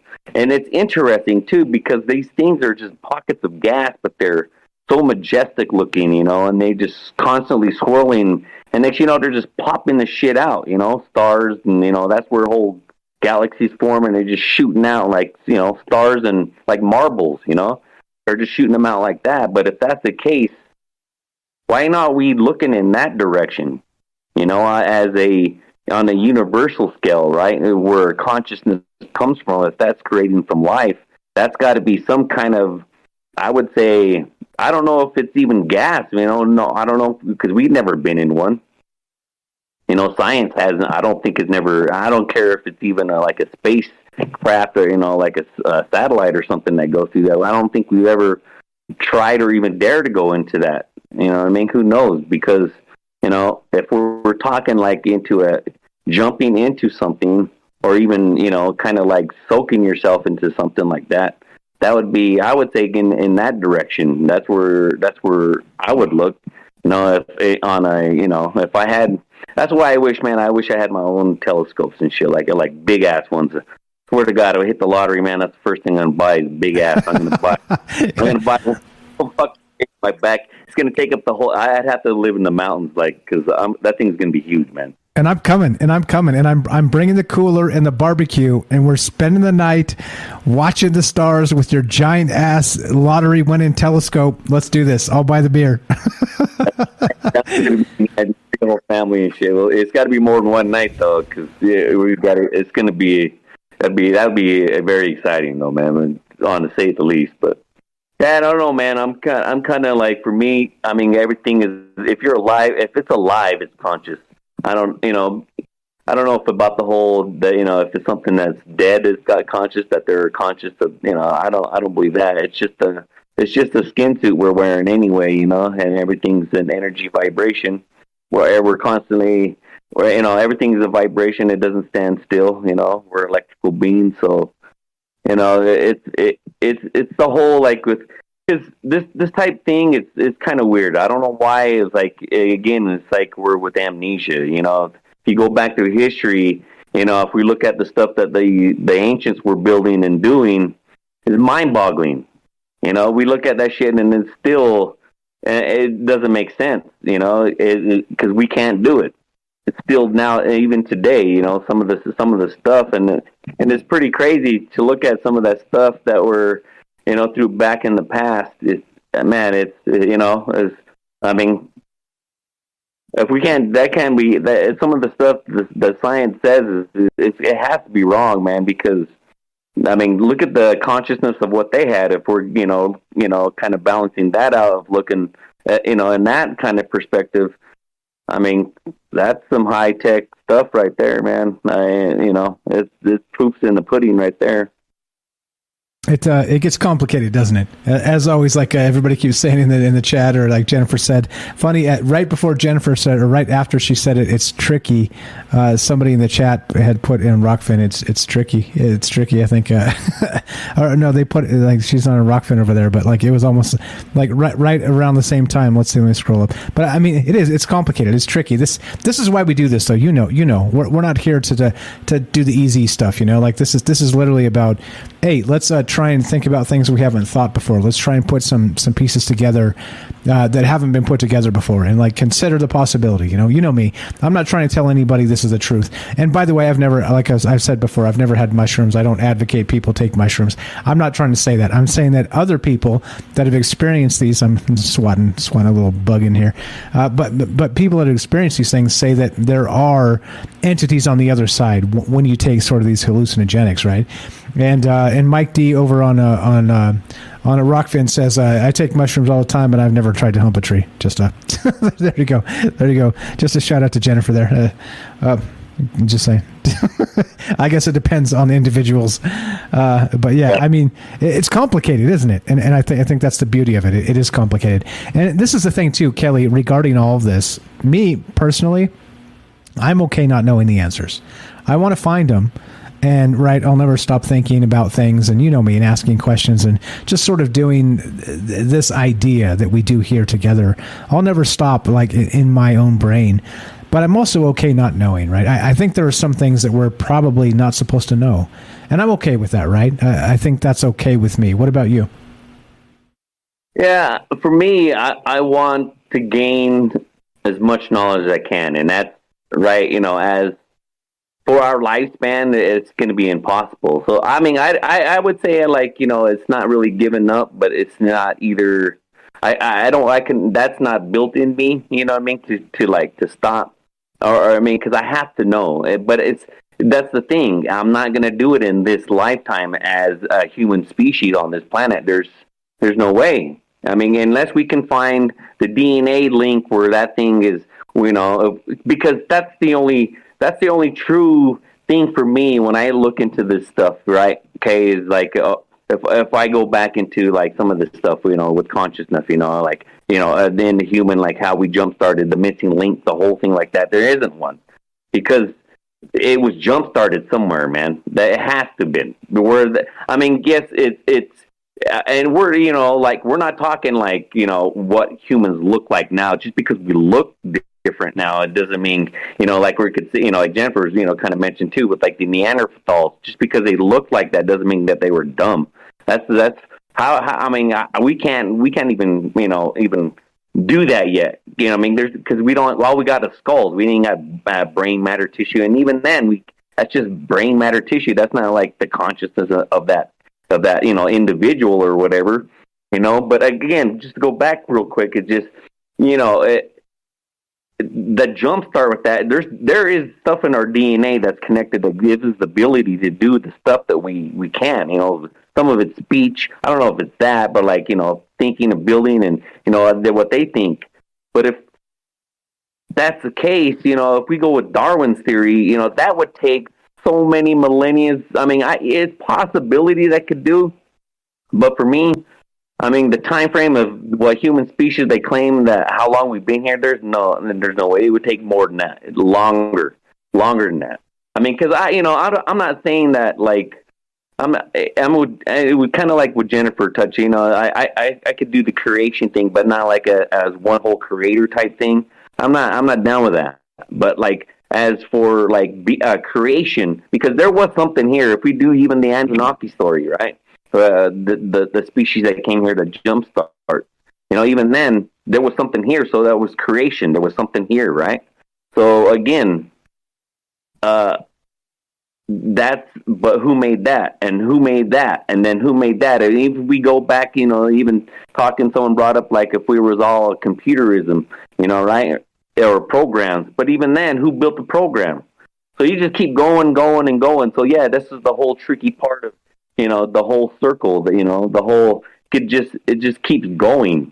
And so that's why it's hard to, like, I mean, the other day I was kind of pondering that, and that's why you're talking about with here, that's why that's why we all get together as the troubled minds, but to ponder thoughts, and that's this collective. That's why I kind of mentioned too. It's the collective consciousness, right? We're all looking for that too. We're all we all gain, or we're drawn to to this particular platform, your platform, that you got. But it's here is where like you're saying, we're family. We don't do this whole argument. We have disagreements, or because you're an individual, you're gonna have your own thoughts and theories. But we don't need. There is no need to bash anybody for that. Especially here. That's what's awesome about it. But amen to that. So real quick, Matt says, Kelly, tell the Anunnaki story. Can you give us in brief? And I didn't actually bring this up tonight, but it does tie in. And Kelly here is our Anunnaki expert, by the way. So if James is our paranormal expert, Kelly's our Anunnaki expert for sure. We've been talking about this idea of Zechariah Sitchin and the tablets and that translation and the ancient alien theory sort of thing. It ties into that. I'm sure you've heard of this. 2 million years ago, there was like an explosion in the brain size of the evolution of people, and some Sitchin and then who else? Eric von Daniken have suggested that it was a sort of a alien DNA splice or something like this. Can you give us the brief version of that? I know it's a super, super dense and super long, but could you just maybe give us just a quick version of how maybe that fits into this conversation tonight and the, that brain explosion in evolutionary terms? Yeah. Okay. So for a real quick shot okay. So like, how science goes back and again, like they don't they're saying these like the Cro-Magnon and those okay so the story is that how that there was and they're called Anunnaki because it's just a word. The word is just we don't know where they came from actually, or Zechariah Sitchin with his theory it's just because if you're looking at some of the the clay things that they roll out, right? They're actually round, and you just roll them on clay, and it tells you the story. The story's written on these round. I can't remember what they call them, but you just roll them out on clay, right? And it's interesting in some of those. Anyway, well, that's a whole different subject. But real quick, so. There was, like I said, the story is when they came here, right, from their planet, they were dying. They needed something, and it was gold, to have. I guess what it is in the atmosphere to kind of like reflect, and they were using like volcanoes and shit like that, and it wasn't working. So they came here, and that's the whole mining process. When they were doing it, and came here, that's the whole the whole thing about it. But they said that Enki, he was the scientist, he was the oldest son, but he wasn't.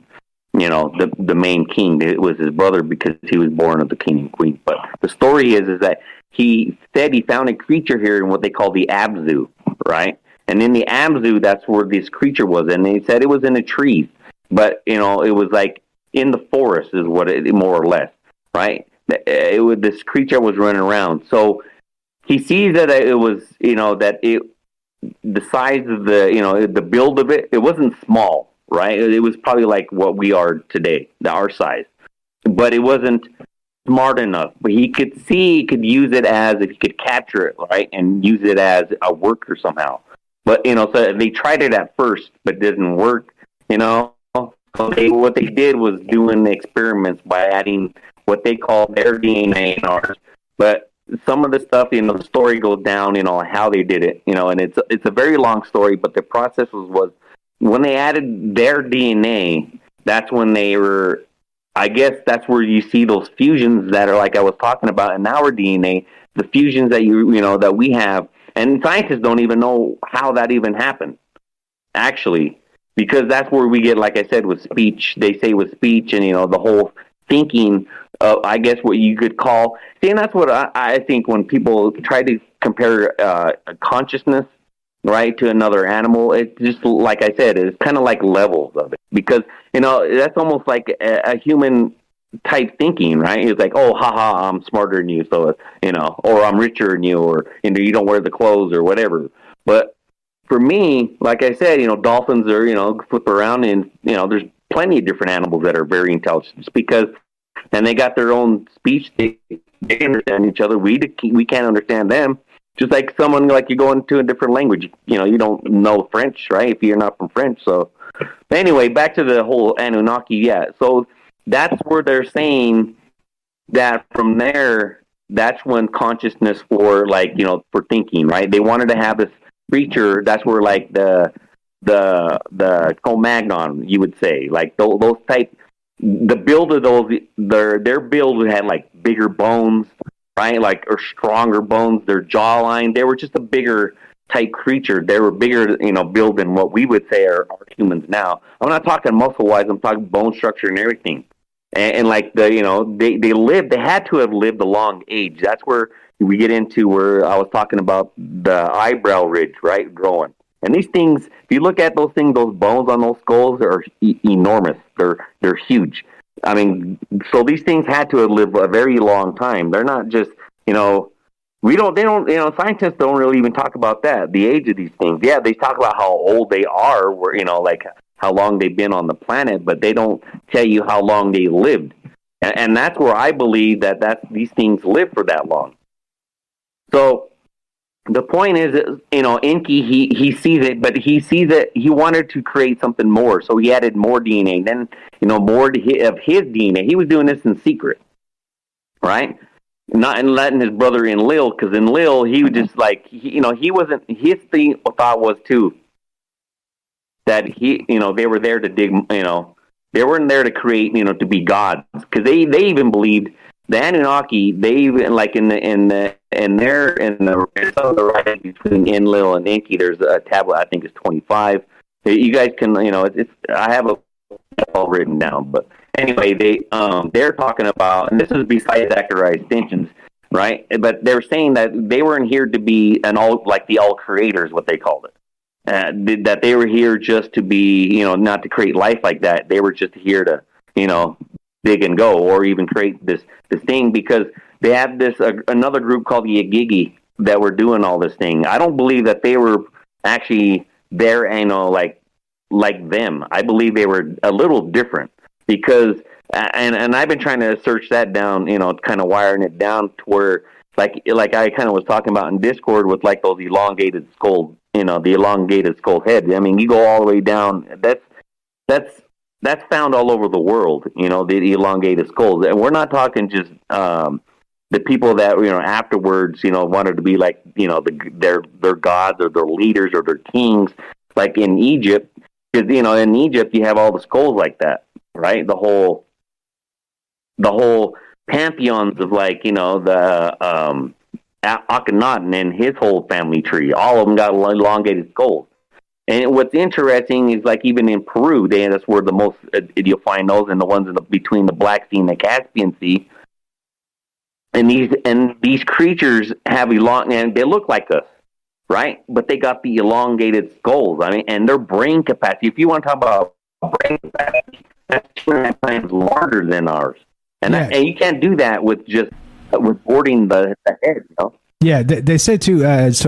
Current archaeology, anthropology, all the rest of that stuff says that the Neanderthals had larger skulls, but they had smaller brains. And so again, right? It's like, I think there's some extrapolation there. Like, you can't really, I don't know, without like a Neanderthal brain in your hand, you can't, right? Like it's sort of. Let's just say it's guesstimation at best. A question for you, real quick. What's up, Maria over on Luz Maria over on Rockfan says, were the Anunnaki extraterrestrials or interdimensional beings? You don't have to go super deep into that. Just your thought on that notion right there. For me, I kind of have hard like when people call them demons or whatever. I mean, like, if they're because that could be a thing that, like an interdimensional. But for me, like, what are we talking about when we see that? So interdimensional being, right? So can he materialize here? Can we touch him, feel him, see him? Or can we just like see figments of kind of like what we think what ghosts are or whatnot? You know? So, but if that's the case, are they using spaceships to get here too then? So it's like you can travel from dimension to dimension, like a universe, or from a galaxy to a galaxy throughout this universe? Those are deep questions too. I mean, like just like this whole consciousness stuff, man. This is like it goes. I mean, man, this rabbit hole goes. Believe me. It's okay to say the answer is complicated. It's complicated because that's fine. That's what we do a lot. It's like, hey, I don't have the answer to that either. I just thought maybe you had a thought. It was a question from the chat there, and somebody that doesn't really dip in too much and ask the questions. What's up? Shout out to Sherry over there on Rockfin. I see you too. Thanks for hanging out with us. I don't know, Kelly, if you got to give 50 cents on this, do you think mushrooms have anything to do with consciousness, or do you think it's some other, somebody in the chat over there said that maybe mushrooms are a diversion from consciousness. They want us to believe something else exists that is not real. What's your thought on that sort of altered states with hallucinogens? Okay, I'm going to tell you this. Okay, for me, when I do hallucinogens, I don't use anything that's it's not natural, like I acid and shit like that, where it's man-made and it's chemicals and shit, right? And not all chemicals come from plants. These guys make some like this weird shit now that's dropping everybody. But going back to that whole thing, I have done mushrooms because I believe that.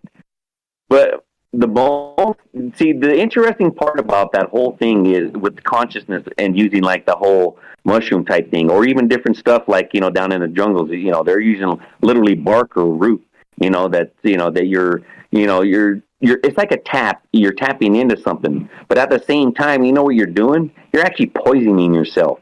So you're actually killing yourself into not real because you can OD even on mushrooms and die, but to like you're poisoning yourself for tapping into something. And I don't know, man, for some of the stuff that I've never seen, like, some people had like bad trips, but that's like from that acid and shit, that man-made stuff where, because they don't chemical composites. Yeah. I'm not advocating to do it. I'm just telling you, I've done it. I know, and my experience with it, because I could see that though. Like, I'm not disregarding that with the whole ape thing, because I don't know, man. But like to make full conscious, like I said, that would probably take a very long time. But for me, like when I did it, oh man, that was some. You actually, I believe you do tap into something else, that's actually, I don't know if it's, and you know what it is? Sometimes it's not like I wouldn't say constantly do it, but because some people do microdosing on some of this stuff, but doing it once in a while, I would say, because for me, I wasn't like many a times, but I've done it a few times, man, and some of the stuff that I witnessed was man, I don't know. It's kind of weird because it felt like someone was looking at you, just observing you first, right? It was like you're being observed to see how you're going to react while you're on this, because they don't want to, like, I don't, like, if something that's highly intelligent and it's not going to say, hey, buddy, what's going on? They will kind of probably want to see if you're, how you're going to react, like more or less, like, is this guy ready? Because again, even through like Buddhism and stuff, like, the whole point of enlightenment, it's levels to that. You're not just going to jump into it, like, hey, it's going to take you a week and you're going to be done with the shit. No, man. I mean, like, when I did it, it was weird. It felt like that, like I was being observed.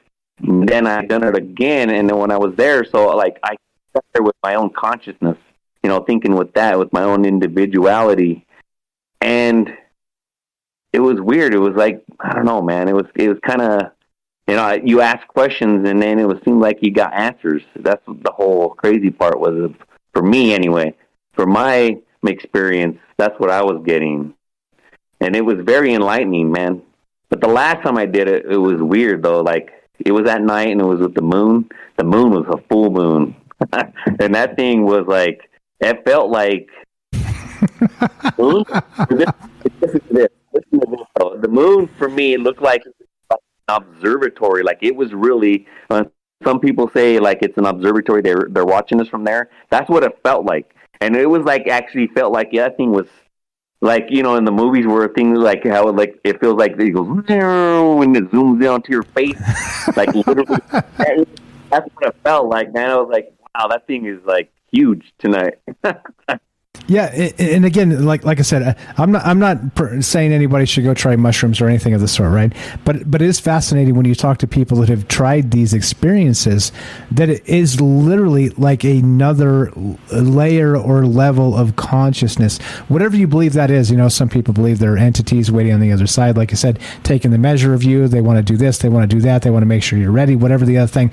But I'm just saying, to me, it's fascinating AF to get to that point where people are like, yeah, you know what? Like, you listen to Joe Rogan talking about DMT. You ever done DMT, Kelly? No, I've never done that, but I would like to try that. But, I want to try ayahuasca, but for me, that's going to be more of a spiritual. I know some people use that stuff because there's this stuff that's called Abilgaine that, people that use hardcore drugs, and this stuff actually helps people get out of that stuff.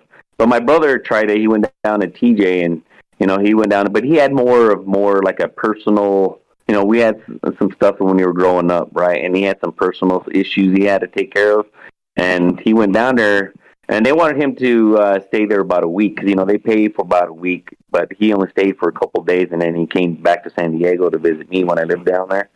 But yeah, man, I never done that, but like. Just real quick for the mushrooms that I did though, like the one was, it was weird, dude. Like just talking about it, I was kind of feeling like the body, like I had to was like feeling like feeling it again. It was weird, like it comes back.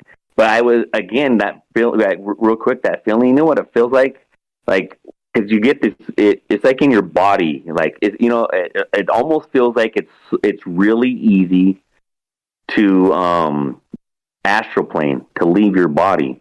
That's what it feels like. It's like your you wants to come out, like your energy, or people would call your soul, whatever. It wants to.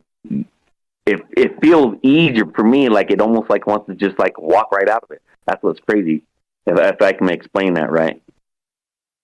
Yeah, perfect. That's why we do this. That's why we talk about it in this format. You're the best, bro. We had it looks like Tam Bam was there, but she bounced out. All right.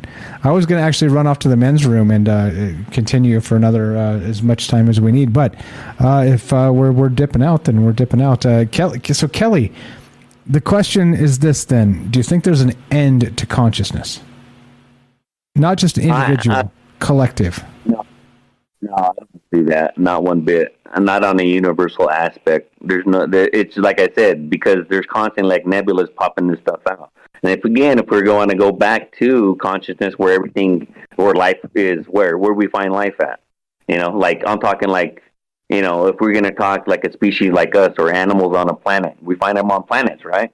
And where does that all come from? And some people say it comes from asteroids, but where the asteroids come from planets that didn't form, right? I would say, or destroyed planets, right? But where everything comes from, a nebula, man. That shit's popping life out all the time. Consciousness is alive. Everything is alive. I mean, I don't believe it'll die. Like that means that would say like the whole universe would die. And then all the dimensions within those universes are dying too. Everything goes to a blackness. I don't know, man. I disagree with that. Fair enough. Hey, that's what I'm saying. It was just a question. It wasn't a statement I was making, just a question. You already know. Yeah, no, I get that. No, that's just my I would think, because for me, that's kind of like saying that everything went dead. Like everything. And I don't know, like it'd be like pulling the plug on a drain and have it all go down. I mean, dead. Like nothing's there no more. But who knows? Look at what we call black holes. That's just an exchange, or we don't even know about those things yet. And then, I don't think so, man. For me, consciousness it's an ongoing thing, is expanding just like what the universe is doing itself. Okay, fair enough. Kelly, you're the best. Kelly in Colorado, we got Big Y coming up behind you. I appreciate you, my man. Thanks for listening. Thanks for being part of this. Thanks for being family for so long, bro. I can't even quantify what this show would have been without you showing up one day and just making this what it is, man. Yeah, I appreciate you so much. Tell Michelle thank you for listening and being part of this as well. You're the best, bro.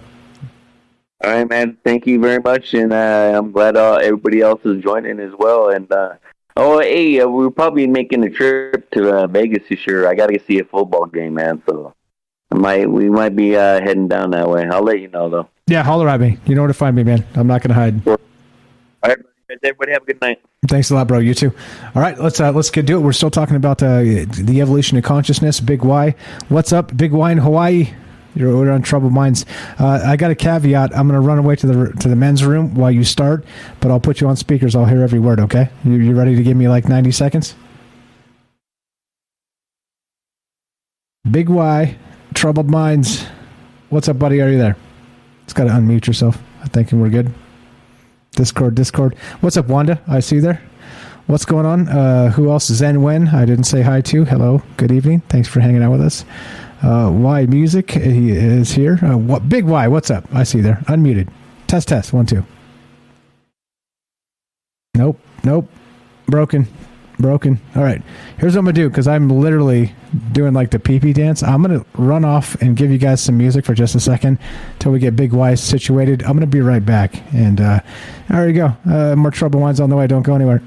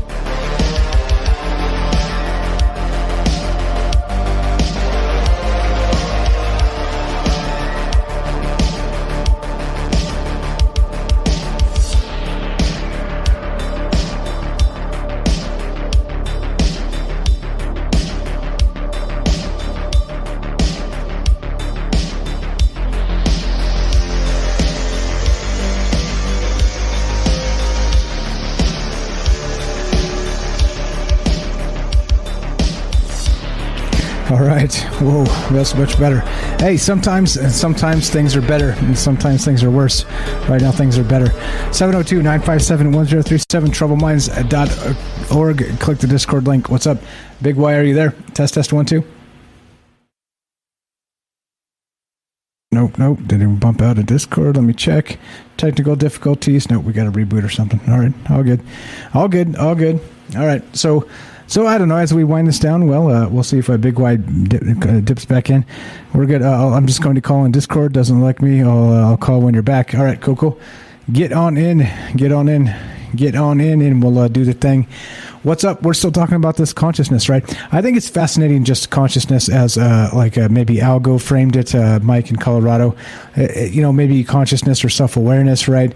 But then again, I think it's difficult to say that maybe a dog doesn't have self-awareness. I think there's, I don't know, levels, layers, like Kelly was saying as well. It kind of all seems to fit into, well, a very complicated pattern, and that's why we talk about it. We don't do these things because they're easy. We do them because they're hard. 702-957-1037. Click the Discord link, troubleminds.org. What the questions tonight, again, as we to talk about this, what about consciousness? What is it? When did it begin, and not individually? Let's say because you're not the only individual on the planet. And then when does it end? And does it end? There we go. Let's go to Big Y in Hawaii. Welcome to Troubled Minds. What's up, brother? Go right ahead. How are you? I'm well. How are you guys doing? Doing good. Can't complain, man. Can't complain. It's Monday night and we're talking about whack shit. You know us. Test. You there? It sounds like you went silent. We had you for a minute and now you went silent. Test. Big Y. Hawaii.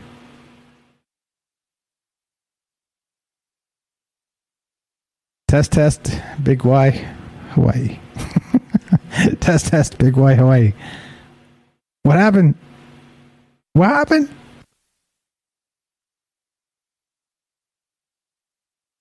Okay, I don't know what's going on. We had there we go. Call him back. We had a drop call. There you go, right? Hey, sometimes calls drop at exactly the wrong time, and that was one perfect example. A Big Y in Hawaii. He's like, hey, what's up? How you doing? Click. There you go. 702-957-1037, troubledminds.org. Let's go back to Big Y in Hawaii. Big Y has skipped the call screening. You dropped the call. Yeah, my bad, bro. It's horrible service right now. We got rain out here, so it's been a little shady. It happens, man. Go right ahead. What are your thoughts on this consciousness bit? Well, I do think there's got to be a point in time when something was messed with or manipulated, because there are so many examples in nature between similar species types, say, the tigers and lions, stuff like that, where they share the same amount of chromosomes, but between us and apes, if I'm not mistaken, we have 46 and apes have 48. So, there's 2 missing chromosomes there for some reason, plus the way scientists talk about our second chromosome, I believe it is, how it almost looks elongated as if it's been messed with. I can definitely see the idea. I got in a little earlier and then had to take a big break. But earlier when you said there's a theory about maybe Homo sapiens, the first ones, or Neanderthals, maybe they ate something that, opened up their mind. That's what maybe took them past a little further than the caves once we started being more and more bipedal. That makes sense to me, but I do think there had to be some type of, altercation or something so drastic that it made the human consciousness really explode in evolution sense, Yeah, like a catalyst, like it was time. Like we talk about now in terms of, let's say technological evolution. We talk about how the next idea is in the air, right? It's like there was wires, then there was wireless, right? That's like there was Facebook, and then there's Meta. I mean, that's a bad example because they're both trash, but you know what I mean. Like things tend to get better, right? See what I did there? But things tend to get better, right? Yeah. And the next idea is sort of in the zeitgeist, right? But I wonder if that idea of consciousness in that like primate, manifesto or exodus, manifesto, what a bad term, exodus of, let's say, Africa chasing the herd, we're actually, like maybe that next level of consciousness was actually there in the zeitgeist, and it was there for them to capture, right? Maybe it was meant to be, like you said, maybe there was a catalyst of sorts. I love that idea, and I think maybe I'm going to give that a big solid maybe. Thanks, brother. Yeah, I definitely think it was something that was maybe we speak on in the sense of the reality that only exists because we see it, because we perceive it. But, it, to an extent, it doesn't always mean it wasn't ever there. Were things there because other people had discovered them, and maybe our primordial species or founders knew of things that now doesn't truly exist to a full extent. Maybe the mythology or the idea of it does, but because we don't truly believe in it in our society, it doesn't have the ability to fully manifest. Like a video game, you don't see the inside of the buildings when you're just walking around through the streets, because the video game doesn't have to procure that for your viewing pleasure. And I think that's a lot closer to maybe like our consciousness is only a fence away from the source consciousness, and that the only barriers that are between it are the barriers we've chosen to put up because of the agreements we're told we're supposed to make in this common age. Yeah. Interesting. The old proverb goes something like this, right? Like if a tree falls in the woods, is there, and nobody's around to hear it, doesn't make a sound.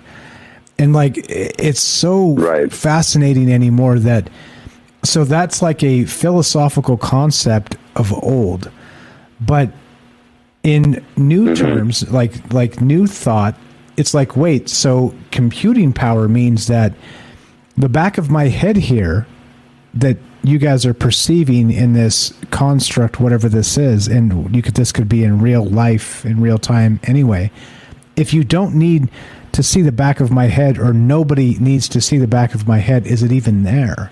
Like, does it like sort of flatten out and become like nondescript as like a technological memory saver, right? Something like that. There's that. Almost as if the flesh were to come to as like iridescent paint, if I'm saying that right. Is that right? The way it changes colors, from like green to purple. I don't know if that's the proper term. It's almost like the skin would form, and as you pass, it would fade away like a hologram status almost. Right. I think that is the proper term. And I don't know. And that's why we talk about this stuff. There's just so many ways to look at it. And it is interesting that, philosophy of old sort of comes around and is the exact same thing. It's just in terms of ones and zeros in computer code and the matrix instead, right?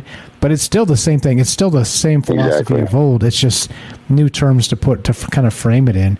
Yeah, wild stuff. So regarding this consciousness and the beginning and the end, what are your thoughts there? Not just a singular consciousness, but the consciousness of all. Do you think there was a beginning at some point, and then will there be an end? And if so, what does that look like?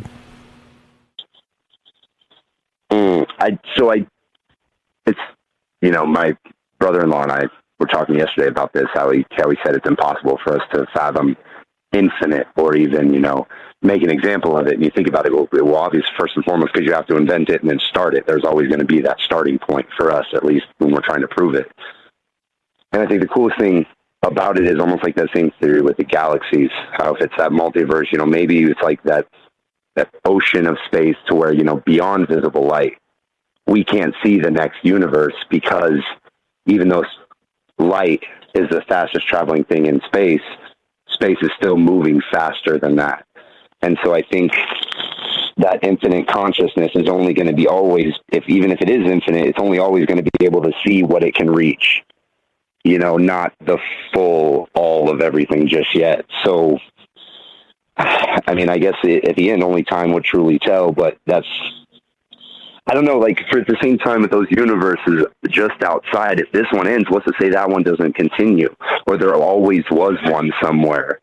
Because does this universe, did that Big Bang create the multiverse, or did it only create this universe?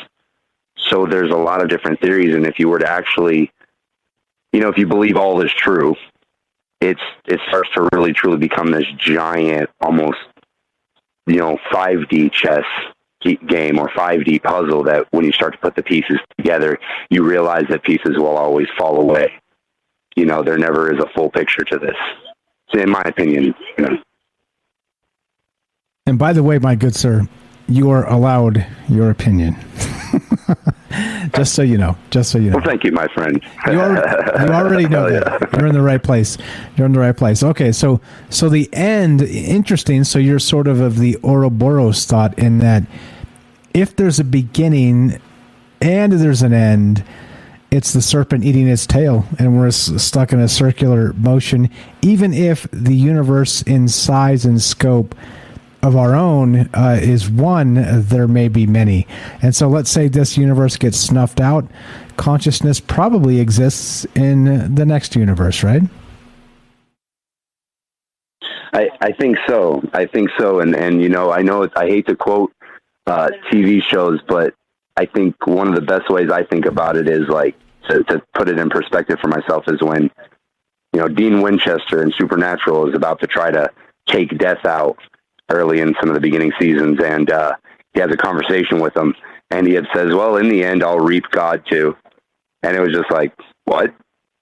Like, death is supposed to be the end. So what does that even mean? You know what I mean? So I think it puts you in a perspective. If there is an end, what we're learning scientifically, that energy can't die, might be, like you said, very well the snake eating its own tail, very well the beginning.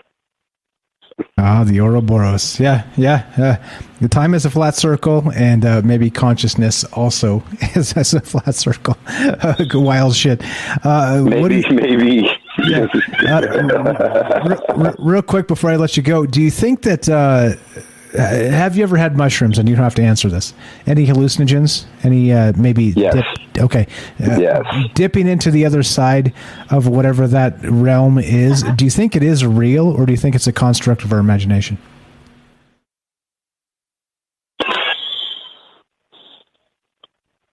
I think as of right now, because of how we can't fully understand it in scientific terms, I think when it comes down to that aspect, there are always going to be people who say it is like, hallucinations or the aspects of your own imagination, being projected to yourself, which, yeah, duh, because even this world that I walk in is literally a figment of my imagination. Every step that I took in the past is the exact same as the future. It's literally, memory is so crazy that it's just a figment. All I have is the now. And I think, I talked myself out of your question. My bad. Can you ask me one more time, brother? Yeah, no, just do you think the realm is real on the other side of the hallucinogen world? That's all.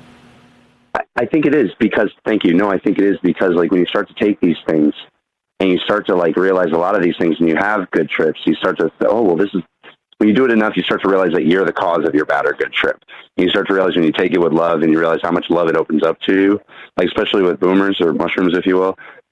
I think you just start to like vibrate in a higher density. And as we start to vibrate in higher densities, what we as human beings who have been so stuck in 3D don't understand is these things could have been there the whole time. Whether it's spirits or entities or other plausible beings that we've never been able to see because they just live in a different spectrum. I think the mushrooms allow people to vibrate as well as DMT and possibly acid. I think it allows people to vibrate higher or lower. I think it gives people the choice, and do with it what you will. So yeah, I think there is something to it, more than a maybe. Okay, I like it. More than a maybe. We're dipping into some double plus maybe juice. I love it. You're the best, bro. As always, aloha. Thank you for listening. You were the best, my friend. Always a pleasure. You're welcome anytime. Thank you so much for sharing your ideas and your thoughts. I did have one more thought, if you don't mind, Mike. Yeah, go right ahead. We got Tam Ben behind you, but go right ahead. Cool. So I actually partook a little while ago, and I was thinking to myself, actually, this very thought. If that is the idea where we can't see those other universes because the light on both sides is never like you view like it going to almost meet and then the middle space spreading. So they almost stand still even though they're trying to meet each other because that space is all supposedly infinitely expanding. But that made me think, like you said, of old, the Norse always talked about the Asgardians when they moved between realms, in my mind, parallel universes or different universes or dimensions, would use the rainbow bridge, the light bridge.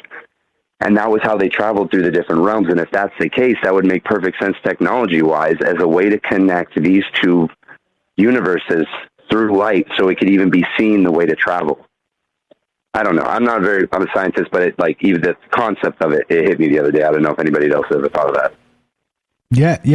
That's so the Rainbow Bridge is the same idea as sort of like an astral travel, kind of dipping in and out of like what D&D calls the prime material plane into the other planes of existence, right? If you're not into D&D, man. Yeah, I mean Definitely. This shit is sick. This shit is sick. Go check that out. Go check that out. Yeah. Wild, right. man. I will. I appreciate you, man. Yeah, you too. You too. Thanks for listening. Thanks for the call. Always a pleasure. Aloha, my friend. Always. Hawaii. Go get it. Well, spend some time on the beach for us, okay? Aloha. Hey, you learn how to make it cheap. You stop shopping at ABC and you start shopping at Foodlands. Yeah, there you go. There you go. See, there you go. Local tips if you guys are in Hawaii. Stop shopping at the ABC stores. Yeah, right. Thanks, Big White. Love you, brother. That's right. All right, brother. Cheers, guys. Have a good night. Aloha. Have a fantastic night. There you go. Aloha. Back. All right. 702-957-1037. Tam Bam in South Africa. Go right ahead. Thanks for being patient. Thanks for waiting. You're the best. Test 1 2. Are we there? Hey. Hello. Well, hello there. Good evening. Top of the morning to you. Top of the morning to you, sir. Thank you. Whoa, you went Irish on me. I did. Well, that's where it comes from. Holy shit, what just happened? All right. Can you tell me about an Irish consciousness, my lady? Irish consciousness? I can't even think about tapping into that shit. Leprechauns and... Okay. That's for another show. That's for another show. How about regular consciousness, the evolution of consciousness? What are your thoughts? Well, the reason why I actually put the phone down earlier is because sometimes it's so good to listen rather than call in and give an opinion. Listening, I learn so much more. And every person that's called in of what I've caught is so brilliant in their own way, and it expands my knowledge on such a massive level. I can't even, if I combine everything, my mind starts twisting in ways, my brain starts spasming, it becomes out of control. So that's why I did what I did earlier. But yeah, so anyway, I wanted to just maybe impart something to this, because this is a topic of all topics. There's no answer. There will never be an end to this conversation until we get to the end. And what does the end even look like? The end of consciousness. Is there such a thing? I personally don't think so. Consciousness in itself is energy. And consciousness is a collective of all energy as well.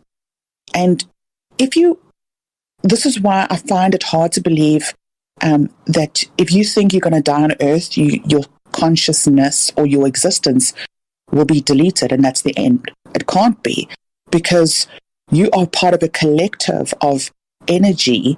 We're all one. We're all part of this tree or root system connected. And if you kill that energy in whatever form, if you kill one, you kill the whole system. And that can never happen, because then what was the point? You'll kill all the soul. So it begs the question that energy can only be transferred. And this is where birth, rebirth, and all those things come to life.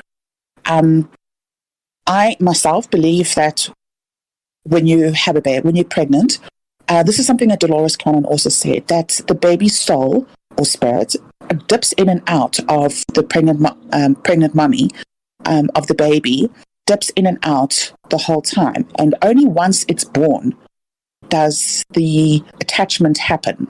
And then it becomes this soul in a little meat suit. So that's my opinion on that. I do believe, so when you have, so energy is all around us and we come from different places. But the reason I believe that we have this kind of amnesia when we're born is because this is a learning planet. This is a planet where you grow. What for? I don't effing know. I can't even think that far. The fuck if I know. No? Hey, that should be a Trouble Mind shirt as well. The fuck if I know. Like the logo. Yeah. Right? Hey, if we have the answers. Yeah, the answer show is an easy show. It's much more fascinating to not have the answers. But yeah, sorry, go ahead. I interrupted you. No problem. So we have this amnesia effect because if you think about it, we have to, if we're connected to all consciousness on a spiritual plane or collective, we have to kind of unlearn everything. And how do you unlearn and relearn something new on a different planet or a different plane of existence. As Earth, on a human existence, we have to have some kind of amnesia. So we can start from the beginning and learn what we need to learn, do what we need to do, and have some kind of spiritual growth, whatever it is. And once we die, we kind of like level up, and into this consciousness of where we are all one. Again, what the fuck for? It's beyond me. What the fuck for is beyond me. Yeah, those are big questions, big answers to have, so we don't have those answers. But, okay, so I love the thought there in that if we have sort of an amnesia from spot to spot, and meaning spot is lifetime to lifetime, that would mean it's intentional, because maybe these planes of existence are... like we talk about living in the upside down, right? Like upside down philosophically, the upside down, sort of just in like the thinking terms of like, why is everything this way when it should be the other way, right? But what if like the actual next plane of existence that you're manifested into as a reincarnation cycle sort of thing is literally the upside down? And so like, gravity like shoots you from like, bottom to top, like you're floating, everybody's floating, you know what I mean? Like, so it's a stupid example, but you see what I mean? Like, in the amnesia in those terms, I think would be critical, because right, you have to sort of unlearn a bunch of things about the past place you were in and suddenly adapt to the new place as a new incarnation cycle. That makes a lot of sense to me.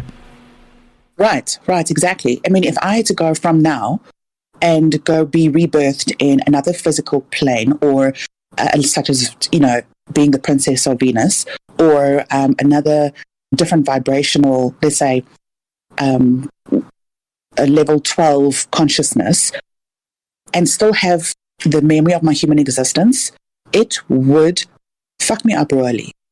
It would literally fuck you up royally.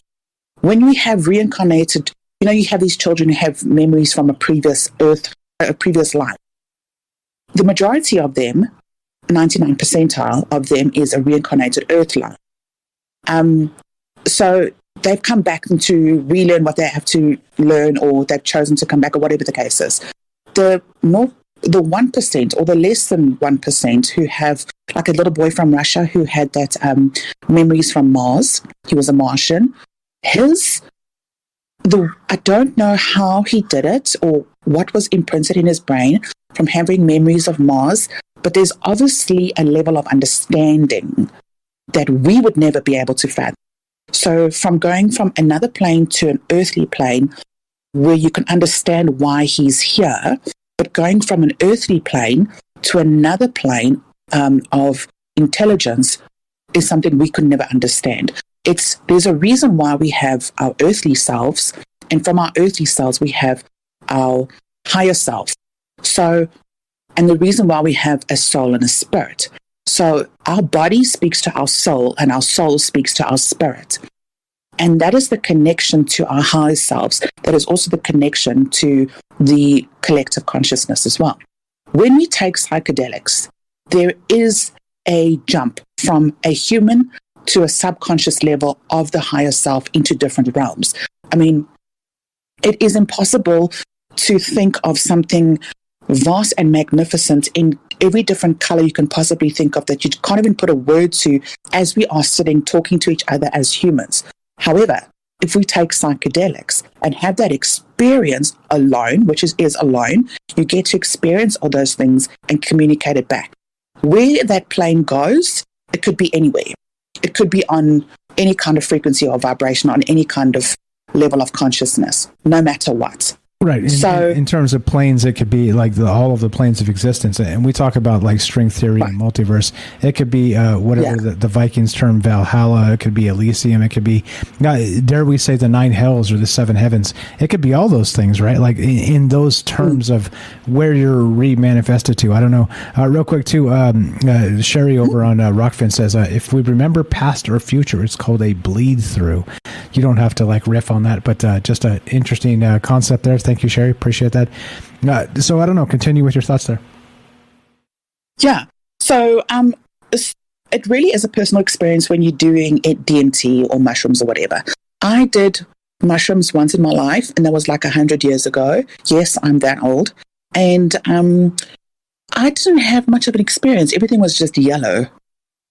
Like, I felt a bit weird and everything was yellow. Wait, you sure you just didn't get pissed on and dropped in the gutter?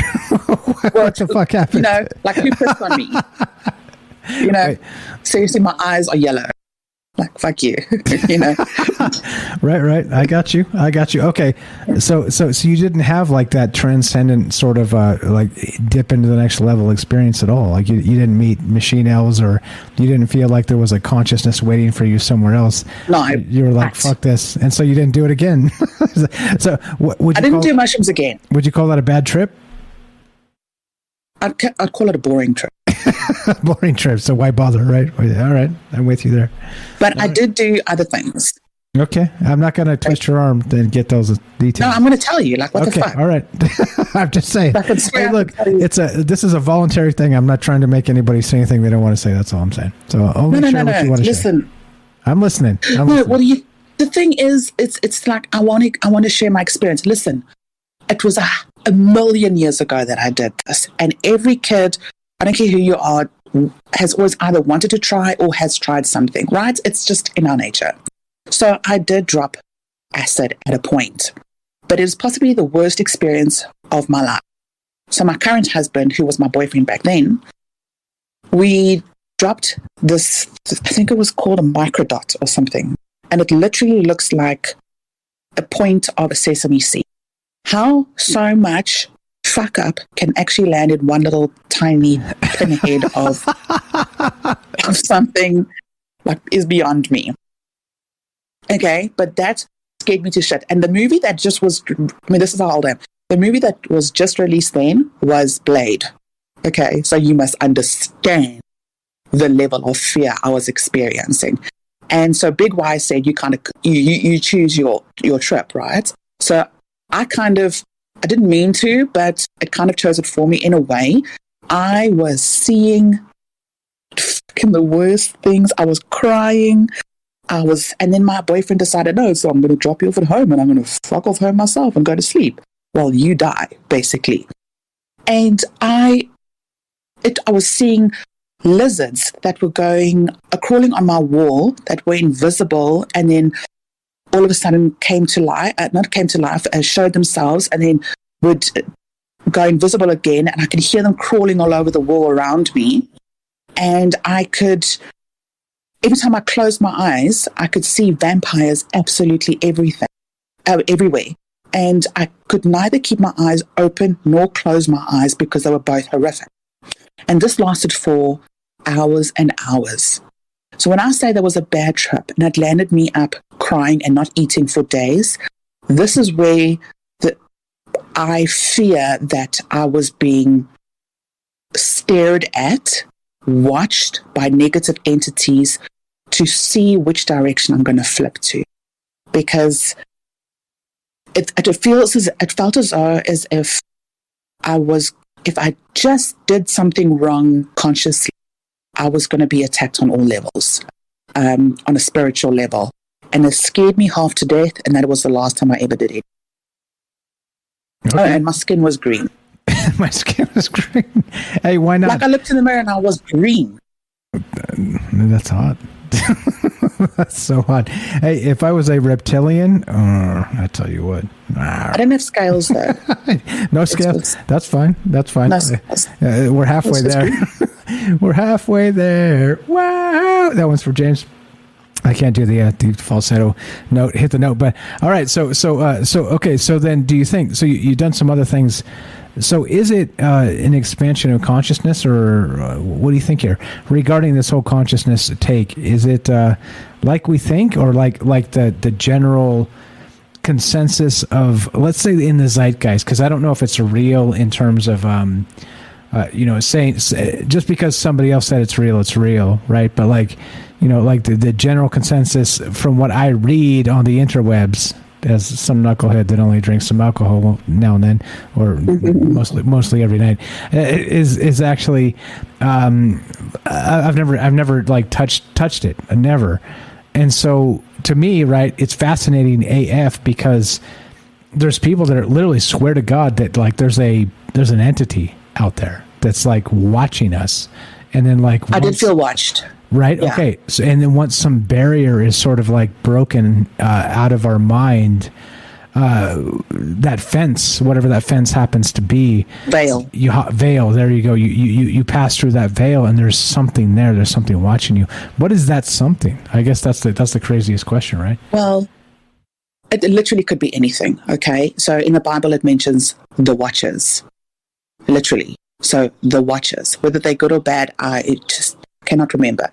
In other mythology as well, and in other legends and folklore, there is the watchers as well. They are mentioned in other with other terms and names and whatever.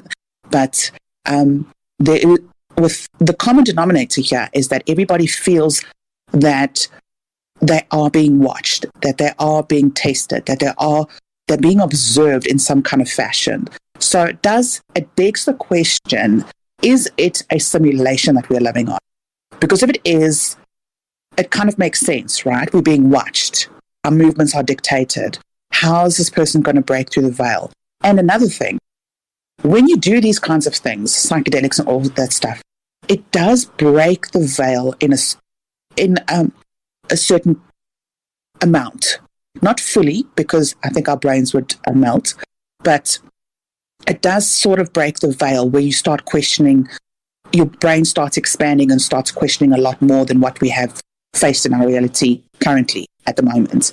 There are people doing trips and whatever is such a personal, individual thing. It would be impossible to get everyone together and literally write notes about what their experience, because it would be so vastly different. How would we find the common denominator? And I really, from everything that I've read, is mostly it's being watched. No, yeah, and you know what's crazy? You know what's absolutely insanity about what you just said? There are actual institutions that have done nothing but tried to catalog those experiences with particular hallucinogens. There are actual really? Oh yes, and that's why I'm saying sort of. Yeah. I can't remember. I'll find them for you. I'll find the source. We did a show on DMT a while back, maybe like 6 or 8 months ago. But I found like an actual place that was chronicling people's experiences with DMT in particular. And then they also had other substances so it was sort of like a catalog your experience, put it here, and then it will be part of the collective of the experience with this particular thing. Yeah, that the shit is out there. And some of it's terrifying in that there's a lot of commonality, right? Like you said, there's a watcher. There's somebody watching. And that freaks me out. Does freak me out. Yeah, it freaks me out. Meaning that we freak out that the CIA may be watching. Well, what if there's something greater than the CIA? Oh shit! Listen, I'm sure there's someone watching the CIA, and they're scared. Yeah, right. Yeah, exactly. Yeah. So how do you take your power back? You know? Yeah. You know what? This is how fucked up the world is. This is how messed up. And it's see the metaphor in this, right? How does a man's ballsack carry such vital data in a sack that is exposed with skin so thin? And you could kick the shit out of it and incapacitate instantly. Why is there no rib cage around that shit? Yeah, right. Why do we have rib cage around our nuts? Damn it, Tam Bam! You get my vote for the next version of whatever we end up in, because please give us a rib cage around our nuts. You're right. You're totally right. It's crazy. Yeah. I don't know. I don't fucking know. That's a funny concept. See, look, this is what I'm saying, right? This is what happens when you find yourself thinking too much by yourself. And that's why don't leave me alone. This is a good thing. Don't leave Tam Bam alone, because I'll tell you what. I'll tell you. Next thing we'll have rib cages around our ears for God knows what reason. But there you go. Don't manifest that for us, please, Tam Bam. You're the best. Let's get us the fuck out of here. Thank you so much. I got to apologize to you again for cutting you off the last time. I was not trying to do a long show, and we did a long show. So sometimes I'm in for it. Sometimes I'm out for it. I know we're boys, and it's okay. I just wanted to say sorry for cutting you off. So thanks for being patient with me. You're the best. No, we're homies. No, it's all I know. cool. I appreciate you very much. What's up? Sherry in the chat says men are amazing. Yeah, baby. Men are fucking amazing. Yeah, baby. Hey, yeah, I'm walking here.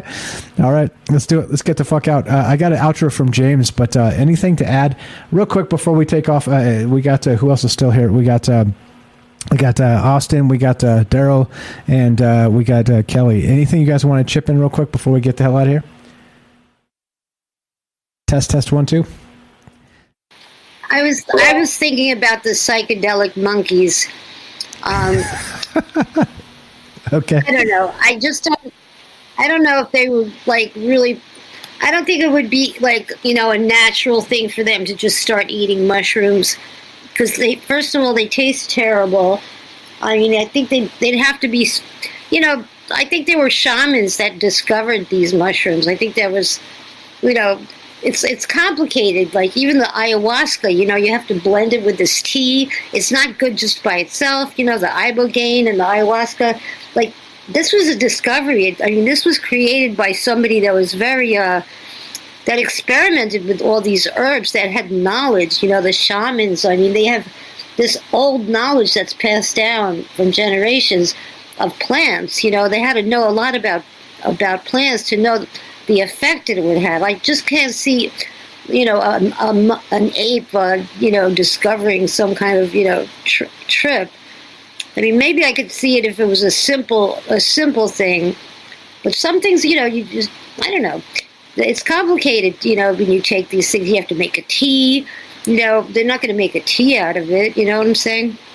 I don't know, and they taste terrible. Even the mushrooms, even if you just wind up eating them, they smell like doo doo. They smell like shit. And they taste because apparently they grow from shit. I didn't know this, but this is what the Terrence McKenna theory is, that they like a pile of dung is their perfect spot to grow. Yeah. What the fuck? They grow in that, and they look like shit, and they smell like shit, and they taste like shit. So you have to water it down, and you have to put sugar in it, and just to make it bearable. I mean, it really tastes nasty. I mean, certain things taste bad that make you feel good. Like, the first time you had alcohol, maybe you didn't like it that much, No. You remember? And it was weak, too. If I drank that shit now, I'm like, what? Well, this is like water. Get this shit out of here. Give me something with some taste. Yeah. I remember like tequila, I don't know. I threw up the first time I drank. But anyway, and then I learned to like it. It's funny. But I don't know. I just can't see a monkey evolving that way, them just picking, I think they want to eat things that taste good and not that taste bad. And, a byproduct would be the trip, like they accidentally swallowed a mushroom and then they'd say, hey, try this. I don't know. Oh, God, what was I thinking? I thought it would taste good. I don't know. I don't know. I'm just saying. I don't know either. And then even the people that have discovered that mushrooms can make you trip. Wow, how did they figure that out? And that was Daryl. Yeah, this is how you do it. You got to make your little brother eat one. That's how you do it. That's how you do it. That's how, you don't do that shit yourself. You go to war, you capture some prisoners, and then you make the prisoners eat some mushrooms. Be like, eat that that's grown in the shit, and tell us. And they're all floating and flying, and they don't give a fuck that they're prisoners anymore. And they're like, wow, we need some of that. I mean, certain things are passed down from generations. I mean, you go to certain countries. I mean, they're still eating there's these beetle ladies in Thailand that they eat this. I guess they eat the poppies and their teeth are black, and they wear these traditional little outfits, and they've been doing this for generations and generations, for hundreds of years, and. And they're high all the time. They're high on opium, And they take pictures with tourists now. You take a picture of them because they're dressed like little girls. They dress up like in these like kind of little girl outfits, but they're old women and they're all stoned. And I found out that they've been doing this, like they have asylum in Thailand. They're the hill tribes of Thailand, and that's part of their culture. And they've been doing this for years. So they discovered opium's been around forever. So these other things have been around forever too. These hallucinogenics, that people have been taking, to expand their consciousness and their minds. So, but it's like, how did they discover that, Yeah, the little brother, right? Yeah, the little brother. You make your little brother eat it. Yeah, exactly. I know because I have a little brother. By the way, advice to youngsters out there. Be very careful about how you treat your little brother, because one day you may be the little brother because they're going to be a lot bigger than you. There's something weird about that, the way that works.